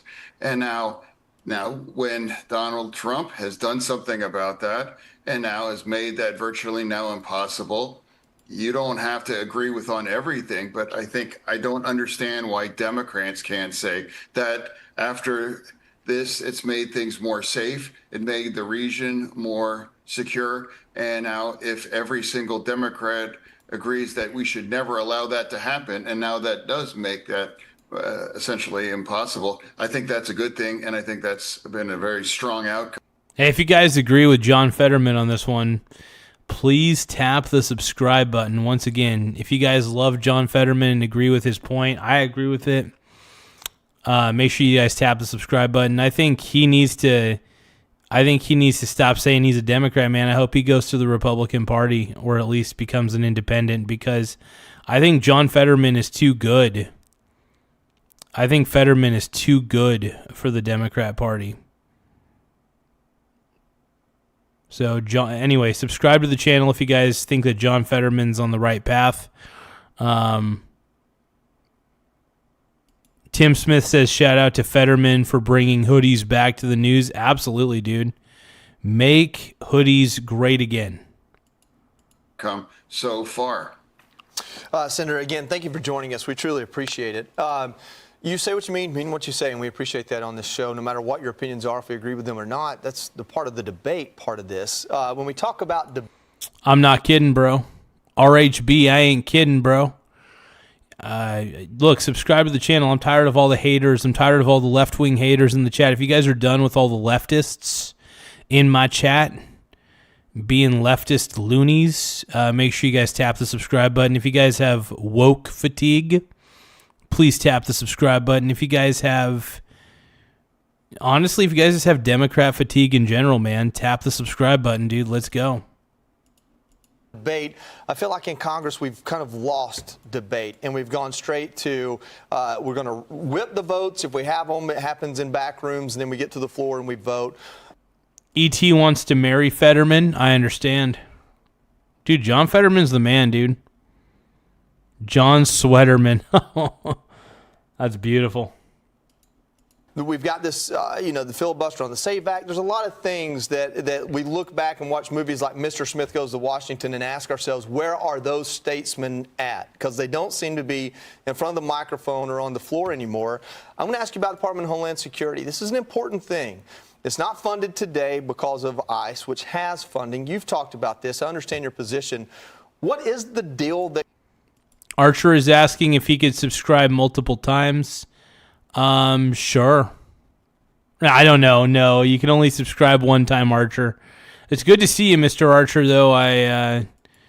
You're my favorite simp scriber. Everybody's a simp on this channel. Archer says you got to be a simp to be a pimp. Once again, my boy Archer says you got to be a simp to be a pimp. Okay? All right, let's go, dude. That could be made. What is it? I mean, we hear this week that Kristi Noem spent $220 million on advertisements. Could you pass the funding and maybe just pull that much out of this budget and say, hey, we'll make that right? Like, is there anything here other than, I guess, somehow limiting ICE's ability to do its job that would get Democrats to at least pass a funding bill for DHS while we've had, Yeah, you guys are amazing. Thank you guys so much for subscribing to the channel. We're at 8,925 subs. We're only 75 subscribers away from hitting 9,000. What, 9,000? We're only, like I said, we're only 75 subscribers away from hitting 9,000 subs. Like, we're right there, dude.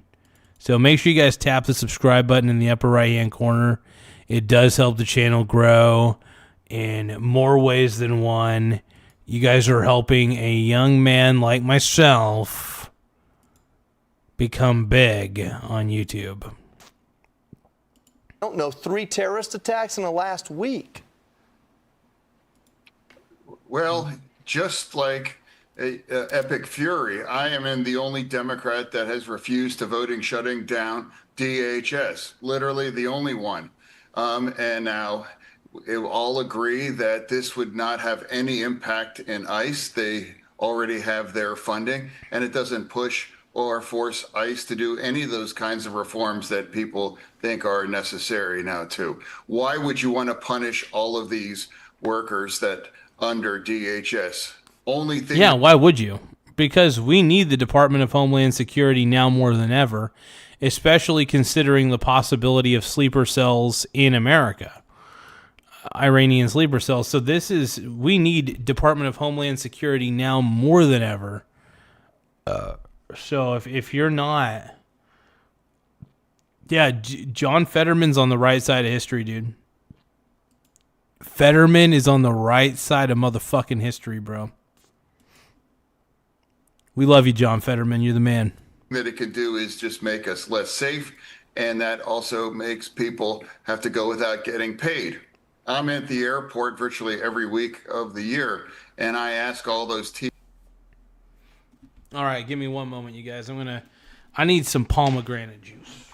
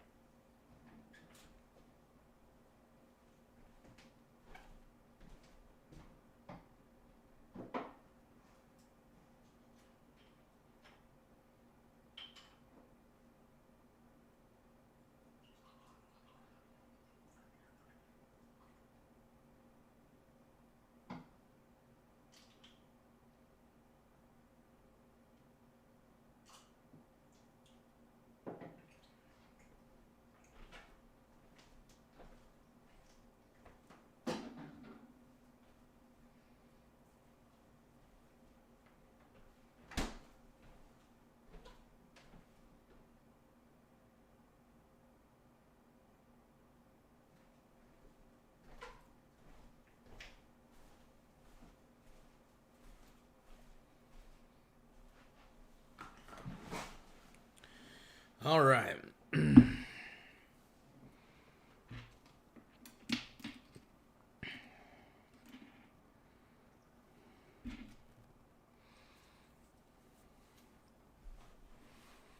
TSA agents, and I said, hey, do you like not to get paid for your work? I haven't met one saying, no, it's no problem.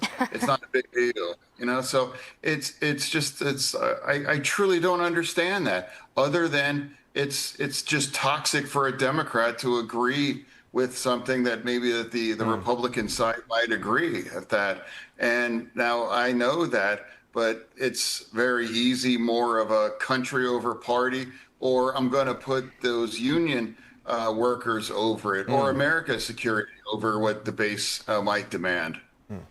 Senator, it's Guy Benson. Genuinely grateful to have you here. I have a question about Fetterman, baby. The filibuster, because there are some Republicans now saying, and conservatives, hey, the GOP in the Senate should blow up the filibuster. Some people making this case, go nuclear, get rid of the filibuster. And the argument that's often made in favor of that is next time the Democrats have power, they're going to do it, because so many Democrats are on the record in support of doing away with the filibuster. I don't want that to happen, but I am concerned about your colleagues doing precisely that when they have the power.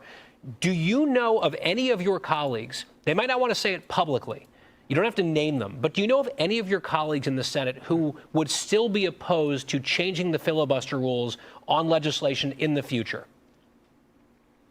Well, I mean, I'd like to remind everybody that it wasn't just a couple of years ago. Every single Democrat, including myself, I campaign on this now to remove the filibuster. And now that's I was wrong. That was actually wrong for that. I would say that. And now, all of us, we love the filibuster. The Democrats love the filibuster. And it reminds people that it really was require us to work with the other side. So now that we're in a situation right now. So I think the real danger is it's just dangerous to make the Senate just essentially the same thing as the House and work as majority rules, and that could create a lot of more different flux. But now I think, we as the Democrats, we should acknowledge, we love the filibuster now. It wasn't just a couple of years ago that we all were calling to end that. And now I think it's appropriate to remind people and say, yes, we were wrong, with those beliefs too. Senator.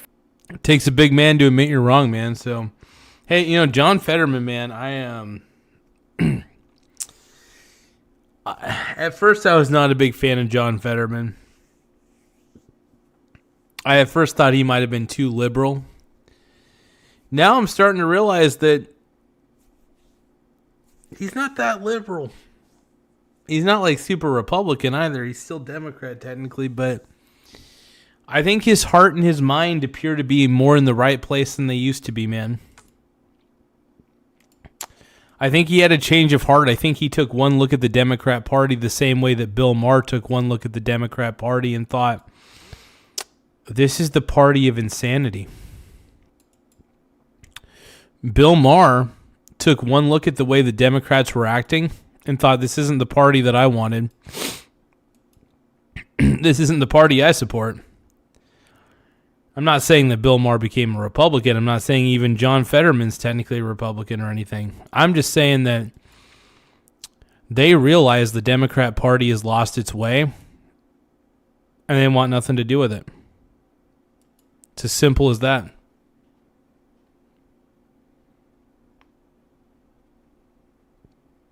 Simple as that. Let's keep going, man. Let's keep going, bronies. Fetterman, it's so great to have you on the show. Thanks so much. Clearly, you're a contrarian in your party. No bones about that. You have positions that your colleagues don't have. You've come out in support of this war effort. You've been a staunch supporter of Israel, just to name a few things. I want to know, honestly, is anybody in your party talking to you? When you see them in the hallways, do they look at you? Do they look away? Do you have any friends left in the Democratic Party?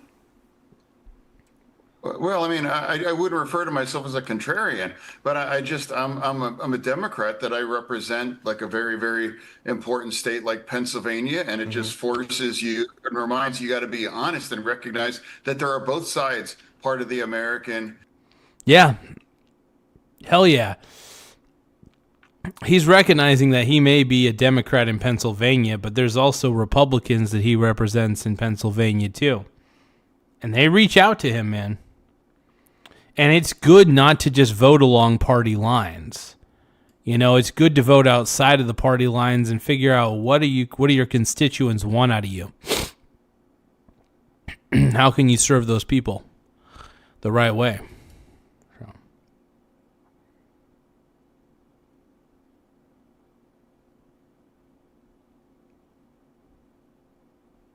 John Fetterman's the man. Democracy. And now that does not mean just because we're in one party doesn't mean the other party is always wrong. And I'm going to agree with them, or I'm going to support the kinds of things that make it's absolutely right. Epic fury was absolutely necessary. And I don't know why we can't just say that this has made the world better and stronger right now. And now it's wrong to punish and shut down DHS because we want to make some changes on ICE, knowing absolutely that it has no impact on ICE to do that. The thing that I am learning is that the second time you agree with President Trump or the Republicans, you're punished or you're isolated and criticized. And I don't understand why we're in that situation. So, it's trying to find a way forward. And now sometimes, many of my colleagues are cordial and some are, not so much. Because I think we have to find a better way forward. We need each other on both sides. And now I can't imagine now. It's like it used to be we all. I mean, John Fetterman actually tries to reach across the aisle and work with Republicans. I love it. And I want Republicans to reach along the aisle and try to work with Democrats too. You know what I mean? I want it to be, I want both sides to at least do their best, to try something. Would just rally around our military. But, I am not identified a single Democrat that has said positive things about Epic Fury right now, only criticized that. And also I just want to remind, all of the media, it's like they haven't seen the new leader of Iran, not one single time, not even his voice.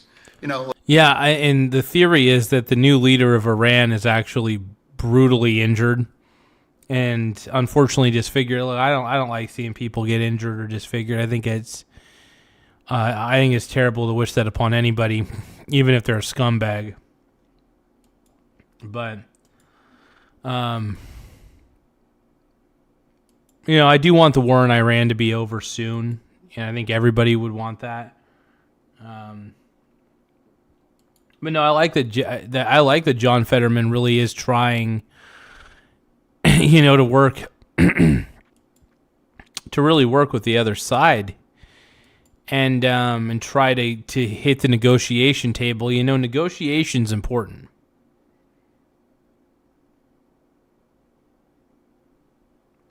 I'm not saying that both sides need to blindly agree with each other, but I am saying that it is important for both sides to at least talk to each other, to some degree. Even if it's just arguing the whole time, even if both sides are arguing with each other, arguing is better than nothing at all.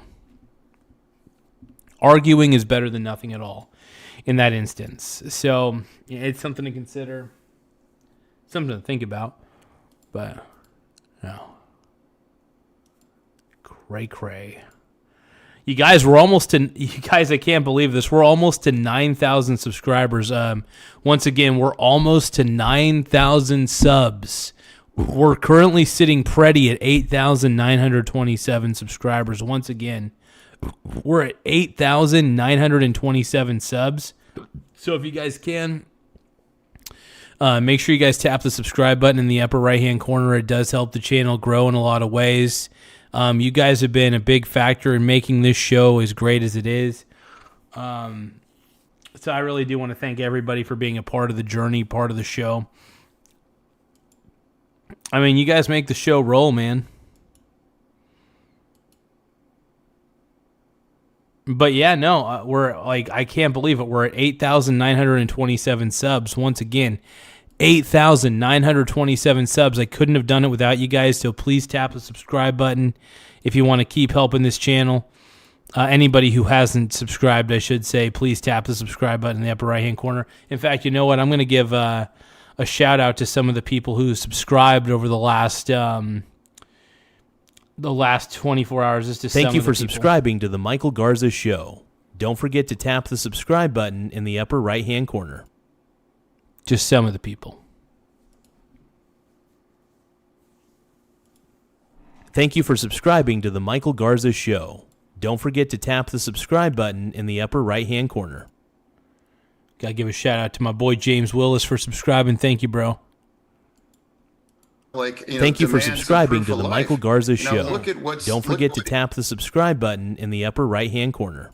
Israel and America has accomplished now. It's really remarkable.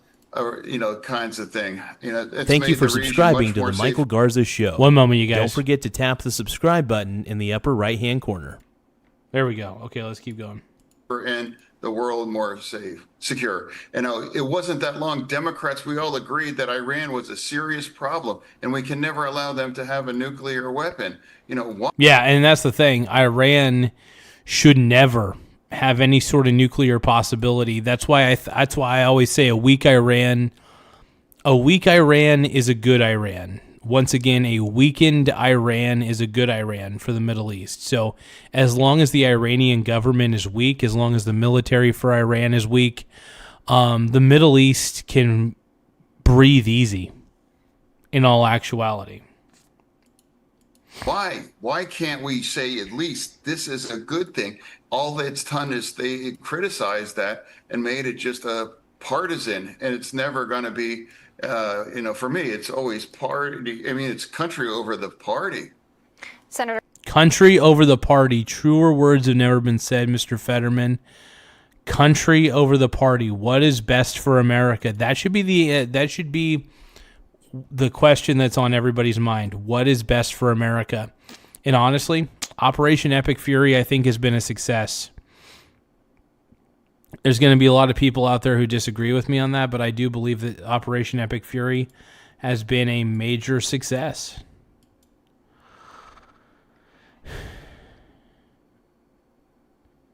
I'm going to look at Iran's animation propaganda, though. I'm going to watch that here in a second. We really appreciate that. I do have to ask you about the Save America Act. I put up on X what folks most wanted to ask of you, and they said, hey, we want to ask the senator about the Save America Act because you had signaled that you had some support for it, and now maybe you don't have support for it, some opposition. I know that mail-in ballots are important to you, but could you explain to our audience why you would be a no on the Save America Act and why you think that mail-in votes are secure, even though folks are losing that chain of custody with their ballot? Well, Republicans know that mail-in voting is secure. Some of the best examples of that are in Florida, Ohio. And, when I was lieutenant governor in Pennsylvania, the Republican Party pushed and developed the mail-in voting program in 2019. Every single one of them voted for it, and they pushed that for it. In fact, we actually gave up our straight party voting in Pennsylvania. So now that's a necessary part of our democracy, and that's part of it as well, too. But now, for me as a Democrat, I will say and acknowledge now to produce basic, fundamental kinds of ID to vote, that's not outrageous. That's not Jim Crow. That's not vote suppression, because that happens all across America. In Wisconsin just passed that and put that in its constitution. As well. And also Florida also passed the equivalent of SAFE Act. But So I'm kind of in between on mail-in voting. It is convenient, I will admit. But I feel like it does open up opportunity for scams, and you know what I mean? So let's just say I've got some doubts. I think it's healthy to have doubts,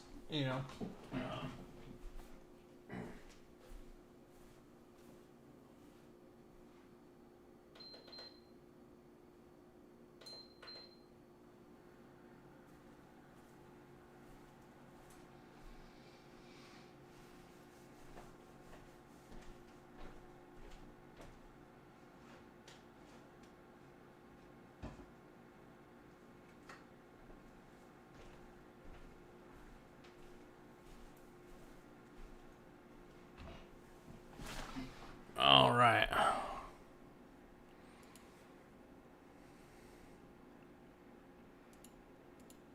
You guys have to give me a moment. I am struggling just a little bit. One thing they said is that we are keeping mail-in voting because it is secure, and that's a necessary part of the democratic process, too. Senator, before we let you go, I just want to ask you one thing. When you say that sometimes you have to put the country before your party, when you say vote, and I'm not going to pull up your whole voting record, but when you support a bill that Republicans are pushing forward and the Democrat line is to be against it, are you representing your conscience, or are you representing Democrat voters in Pennsylvania, or do you think both? In other words, what is the feedback you're getting from those Democrat voters in Pennsylvania when you do that? Well, I'm always going to be on the right side with Israel. I'm always going to back our military 100%. And I want to dare any Democrats that are going to vote if they ask for funding to support this. I'm absolutely going to vote for that and dare anyone to vote against our military about what's necessary. So for me, now, why would you punish these kinds of people at DHS after this? So yes, I hear from a lot of different people, but I think people are very positive and actually appreciate it for that. So Pennsylvania is a very, very purple state, and that reminds everybody, and I also refuse to call Republicans that they're Nazis or they're fascists. They're trying to destroy the Constitution. They love our country any less than we claim and do. So we have to find a better way forward. So for me, my vote and my voice is going to follow what I think is the moral clarities and whatever the situation is. And that may put me at odds with my caucus. I don't take any pleasure in that, but I feel better knowing being very truth to what I happens to believe is true. And I'm going to continue to do that. Remind that John Fetterman sticking to his guns and sticking to his conscience, man. I love it. Conscience. John Fetterman's the man, dude. I never thought I'd really say that, but yeah, John Fetterman's actually kind of a dope ass. I like him. Like dope in a good way.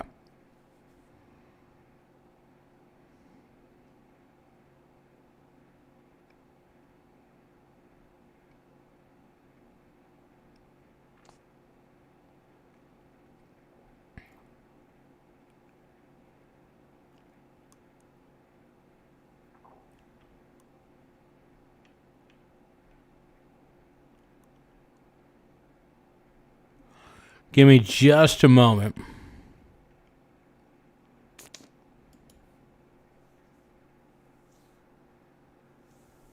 What was the, it was like an Asmund. We're going to look up a little Asmund Gould here in a second.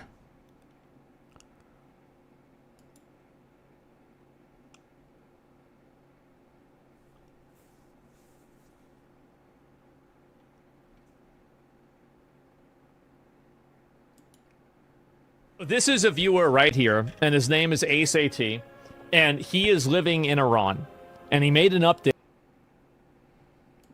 recently, this was a day ago, about... Okay, I'm very curious to see this. Living in Iran, let's see. What it's like living in Iran during the war. This guy's been a viewer of mine for quite a while, and the first video he made, I reacted to. This is the second video. Before the video starts, I want to quickly say something. This video was actually supposed to be uploaded much earlier before everything started happening recently. Because of the situation, it took longer than expected to get it online. Yep. I can sense that's the situation. Dude. Yeah.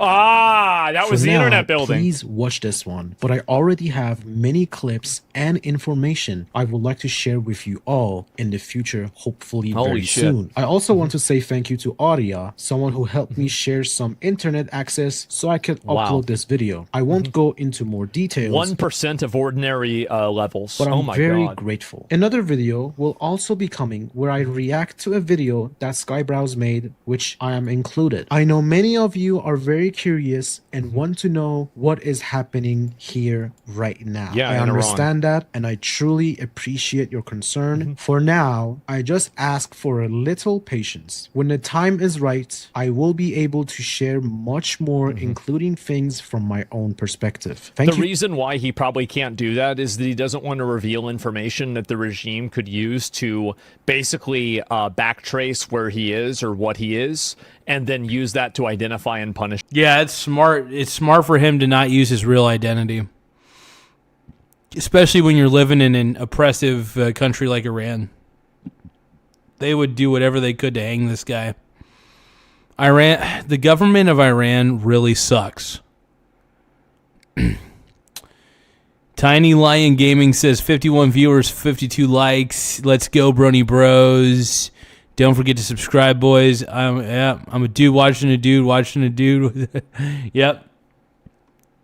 Insane Liquid, you are absolutely correct, bro. That's the reason why. For being here. Smart. Doesn't want to die. Yeah. Hello everyone. Before I start, I want to say something. If this video reaches the same people who saw the previous one, and if you... My Iranian viewer sent me this, had 1.4 million views. Holy shit. That's crazy. genuinely feel like this video is worth being seen again, then only if you think it's appropriate, feel free to share it. Not to force anything, not to spam anyone, just naturally. And honestly, if you are watching this again, Asmongold, that is wild, like genuinely wild. In my previous video, I feel like, again, I'm one of the only people that actually cares about these different issues. And this is another thing too, is like a lot of people say like, oh, you don't care about other people, etc. I'm one of the only people that's covered a lot of these international like events, things like the Serbian protests. Yeah, I'll give Asman props. He's actually been covering a lot of international events, and I think that, you know, people assume because of his attitude that he doesn't give two shits about other people's lives. I think he actually, when I look into the man's eyes, I can see real empathy. Like, the dude, unless he's faking it, which I don't believe he is, like, I honestly think that there's a level of empathy that this man feels and doesn't like seeing people get hurt. Things like the Indonesia protests, things like the Turkey protests, things like the war in Sudan, things like the end to the war with Rwanda, and I think it was like I forgot even who the fuck they were at war with, but I think the Congo or something like that. And yeah, the Mexico protests, exactly. Well, I've done this a lot of times. I think it's important to do it. India, Pakistan, well, that's a really big one. That's a huge one. There's the India, Pakistan, and then there's inside of Pakistan, there's like further oppression inside of areas of like Kashmir and some of their other more Western areas too. Like Western geographically, not, you know, ideologically.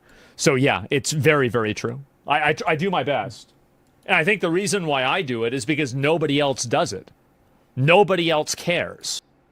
I'm looking into his eyes. I see that Asman Gould actually gives a shit. Look into his eyes. Look into Asman's eyes, dude. I think he cares. I think he does. And I'm being sincere on this. I know usually I'm kind of a sarcastic bastard on the channel, but I think there's some deep empathy coming from those eyes, man.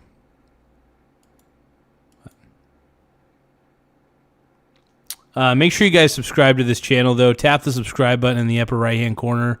Once again, tap the subscribe button in the upper right-hand corner. If you guys love Asman Gould as much as I do, please subscribe to the channel. If you guys love Donald Trump as much as I do, please subscribe. Let's keep going, man. Let's keep it flowing. My mussy is the bussy, and I don't know why. I don't know why. I'm that kind of guy. My mussy is the bussy, and I'm kinda fly. I'm kinda fly all day, all night. Everybody jealous of my mussy. Everybody jealous of my bussy. But please subscribe to the channel right now. It really will help me out more than you know. I can pursue my rap dream, my rap career.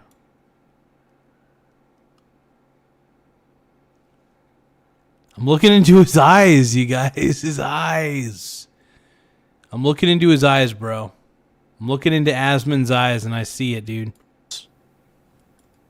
I talked mostly about my personal journey, but this video is different. This time, I want to talk about daily life realities, the kind of things people outside rarely hear about and often misunderstand. Not politics, not exaggeration, just real day-to-day experiences from my perspective. Because many comments kept asking. Because here's the thing, man. Iran sucks, and I think this video is going to prove that the Iranian government sucks and mistreats its own people.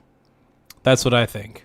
What does daily life actually looks like in Iran? Or why don't people just leave? So instead of repeating my story, I want to answer those questions directly. The first I was thing curious is about that water too. access. In some areas, water supplies is not always consistent throughout the day. There can be scheduled. Can you imagine that, by the way?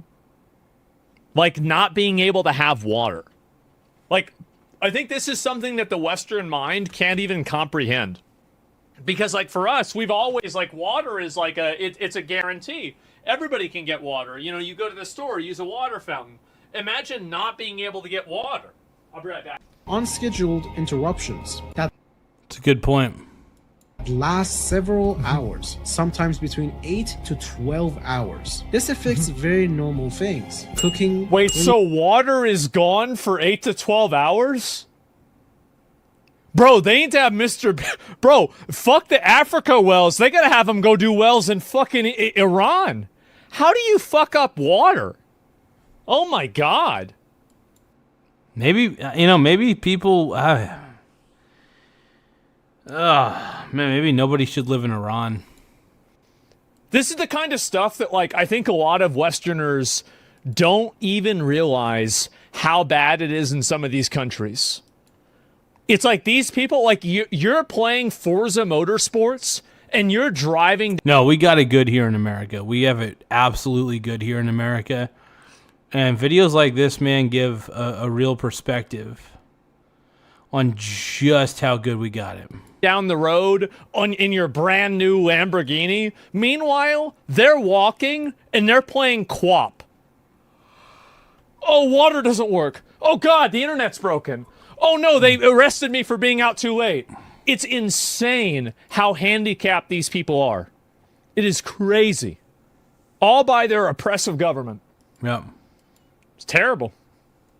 The Iranian government is absolutely oppressive, though. Oppressive as hell. Showering, even basic daily routines. And during hotter seasons, the situation becomes even more noticeable. 126? You also hear more discussions locally about reserves, dams, and the water levels being lower compared to the past years. Wow. I'm not speaking as an expert, just as someone living through it daily. When water becomes limited, life doesn't stop. It just becomes harder in a quiet way. Another major That's the reason why attacking the desalination plants is such a big deal. That's why nobody's done it yet. I hope that the United States doesn't do that. In daily life is air quality. Yeah, because if you attack those desalination plants, I mean, it's game over for the Iranian people. It makes their life hell. And that's just, yeah, that's awful. In large cities especially, air pollution can become severe during certain periods. One of the commonly mentioned reasons is the use of heavy fuel oils in energy production. As we call it locally, oh, I wonder if the mountains, because obviously Iran is like, it's an area, I think Peru is kind of like this too, where like, you have like very like large steppes and mountains that kind of, and you have the cities that are inside of those mountains, right? And you think about this from ancient times, very clearly, like this is a massive strategic organic advantage, right? Gigantic advantage. So like that's basically what Iran is like too, it seems. And so like I wonder if those mountains and that area effectively creates like a shield from that pollution leaving, because usually it will.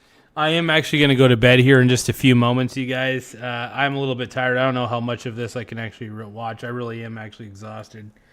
If you guys can, though, please subscribe to the channel. The more subscribers we have, the better. Please tap the subscribe button in the upper right-hand corner. We're about ready to end the stream, probably in about roughly 5 minutes. So we got 5 minutes left of the stream, so don't forget to subscribe so you don't miss out on any future streams. And we're a smaller channel. Admittedly, we're trying to grow. We're currently at 8,927 subscribers. Once again, we're at 8,927 subs. Make sure you tap the subscribe button. And we're almost to 9,000. We're almost to 9,000 subscribers. Can you believe it? I mean, it's a dream come true, and you guys have been incredible. You guys have really helped the channel grow in more ways than one. And I want to thank everybody for taking the time to subscribe to this channel.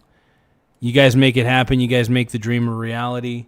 And let's keep watching. We'll go out into the ocean and disperse or dissipate. But like if you're not able to do that and it's stuck there, like, oh man, that's really, I never even thought of this. Muzzled. When that happens, the air can feel like heavier, a bowl? and Yeah. people with breathing issues feel it the most. On some days, people prefer staying indoors not because they want to, but because the air outside feels difficult to tolerate. This is not something. Wow. Dude, that's rough. Dramatic. It's just part of the normal life conditions that people. No, it's not. That's not that's bad. What do you mean? That's part of normal life. No, it shouldn't be. That's terrible. Adapt to. What do you over mean? time. The next thing we're going to be talking about is the electricity. No. It just sucks that people have to deal with this, man. Stability. Electricity stability is another topic people asked about a lot. Power outages can happen sometimes scheduled or sometimes unexpected. They can last a few hours, and while that may not sound like much, during it is horrible. A power outage, again, if you've ever had to care for an elderly parent, you will know how terrifying the idea of a power outage is. Because if they're on any sort of oxygen or any other type of, like life assistance, this could potentially mean life and death. It's shit, man. Jeez. Terrifying. And like also power outages can affect heat and cold. Like I'll give you an example, just real quick. So we had like a huge snowstorm here in America, in Austin, Texas, like 5 years ago. So I'm in California when it happens. My dad at the time was like 73, 74, huge lung problems. He already got over pneumonia like 4 or 5 times, and like, very much like kind of like 10% HP, right? And so it happens. I can't get through to my dad. And then my dad, obviously, like, he's got all this stuff. I had one of my best friends, right? Like, come by, and he was able to pick up my dad and help my dad. Like, huge W to my friend, Zach McElreevy, right? Like, he's an old buddy of mine I've known for 20 years. Came and actually basically saved my dad. And, like, if it wasn't for that, like, I mean, listen, like, my dad was in the fucking military. He probably would have been able to survive and get around. It wouldn't have been a big deal. But, like, it would have been very unpleasant for him. And, to say the least. And a tree had fallen over his driveway. Like, here's his driveway, right? A tree fell like this. It was like some Final Destination. You can't leave your house because there's like a fucking horror story that has to happen in it. And he was, whenever my friend got him, whenever he got my dad was shivering with his poncho liner from Vietnam, sitting in his chair. And all the power was out. So, because again, I bet Iran probably also gets very cold too. Like, is obviously, I think like a place like that could easily get very cold. And so if that happens, like, think about how dangerous that is for elderly parents and elderly people. It's a desert. Yeah, exactly. At night. Yeah. Yeah. Oh my God. Dude, I can't even imagine, man. That's like super up and down. So, like, this is the kind of shit that, like, people don't think about. The same as I never thought about that pollution. This is something else that's, like, super important. The hot seasons especially, it becomes very noticeable. When electricity goes out, you don't just lose power. And also, like, another component, sorry, I don't want to distract again, but, like, another component to this is that on top of that, you also have... I forgot what I was going to say. What was I going to say? It's very noticeable. When electricity goes out, you don't just lose power. You lose internet access, cooling, work progress, and daily... With the Iranian economy being so bad, buying a generator is not economically feasible for many of those people, I would assume. So it's not like... Yeah. Yeah, I think Asmon's right. I do feel bad for the citizens of Iran. I actually do. They're ran by a terrible government. Everything's so ass backwards. They're behind the times. It's terrible. The solution that you could give for a guy that's living in Indiana, which is like, oh, just go buy a generator. Sure. Well, for them, being able to buy a generator could be like months of work.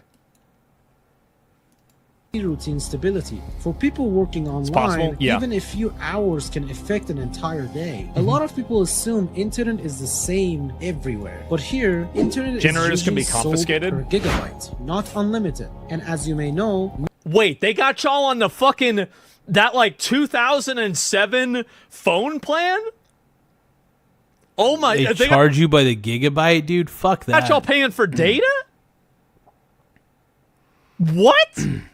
Many global platforms require a VPN connection to function properly. This creates a double cost effect because when using VPNs, data efficiency drops, meaning you may consume more data for the same activity. So you are...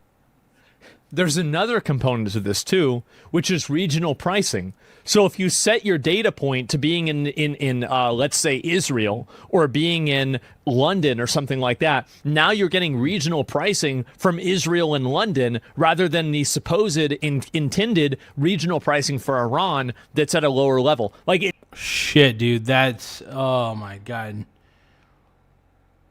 That's price upon price upon price, dude. Oh my, it's like triple actually. Holy fuck. Not only paying for more internet, but you also indirectly paying more data. just to access global platforms normally. Wow. For someone working online, this becomes a constant financial pressure. P.S. Starlink has been imported to our country from many different places. However, a lot of people are taking advantage of that connection and selling. Starlink is amazing, by the way. I've never used it, but I know a few people who have it. My buddy TJ has it. He loves it. It's per gigabyte to people for up to 2 to 5 million Tuman, which is 50 million Rial. So it's very, very expensive for people to connect to the internet currently because people are abusing the fact of how rare it is to connect to the internet now. Another topic. That's, dude. As I said, bro, this is like, it's like we're playing on easy mode and they're playing on solo self-found hardcore mode. It's like, okay. That's a hell of an analogy that Asmon's making, and he's right.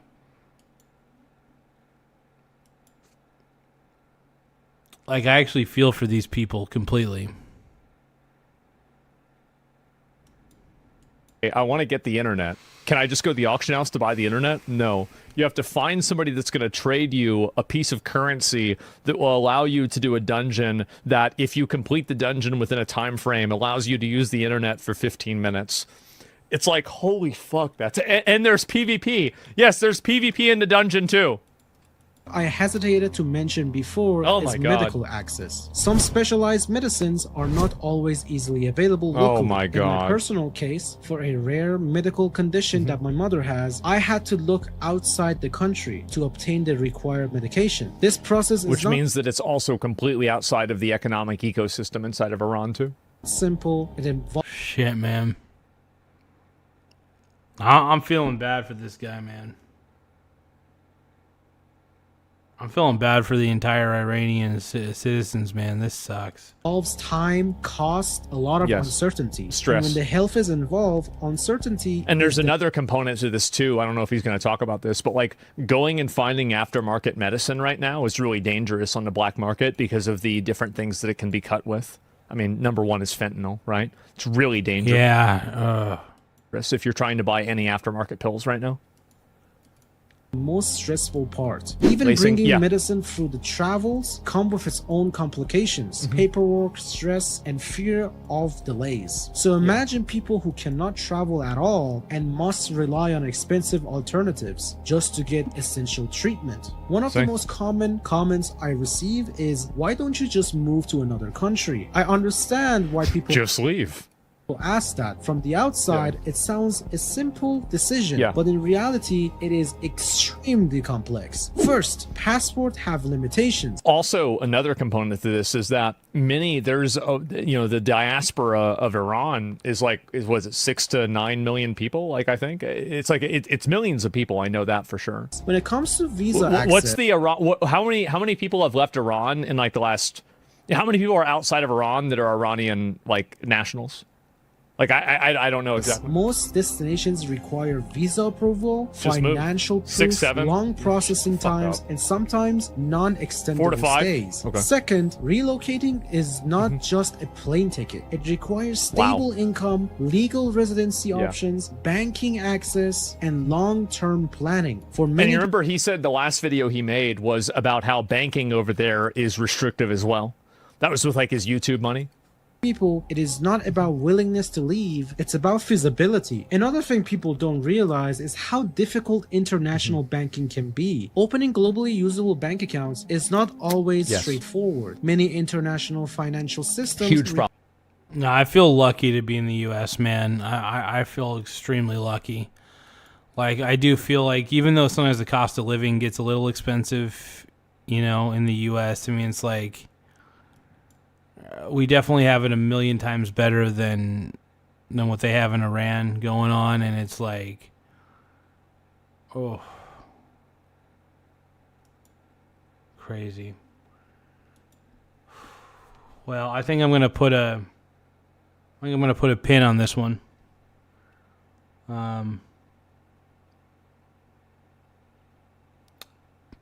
Definitely was a huge reminder that I definitely should be a little more grateful next time I pour myself a glass of water, for sure. To the people of Iran, man, I do hope that everything gets better for you. Oh, man. I hope you guys at least are able to get access to drinking water. And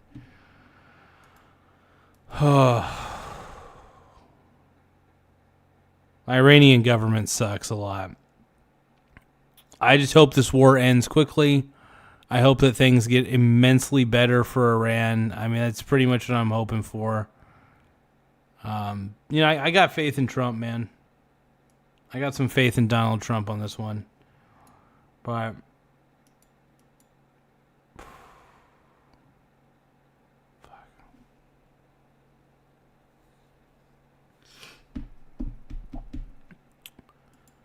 well, I do want to thank you guys for taking the time to subscribe to the channel. Make sure you guys tap the subscribe button in the upper right-hand corner. We're going to end the stream in 5, 4, 3, 2, 1. Have a good night, everybody. Count your blessings, man. Count those blessings. And if you live in America, we have it a million times easier than most people. It's not always easy, but we have it a lot better, I should say. Catch y'all later.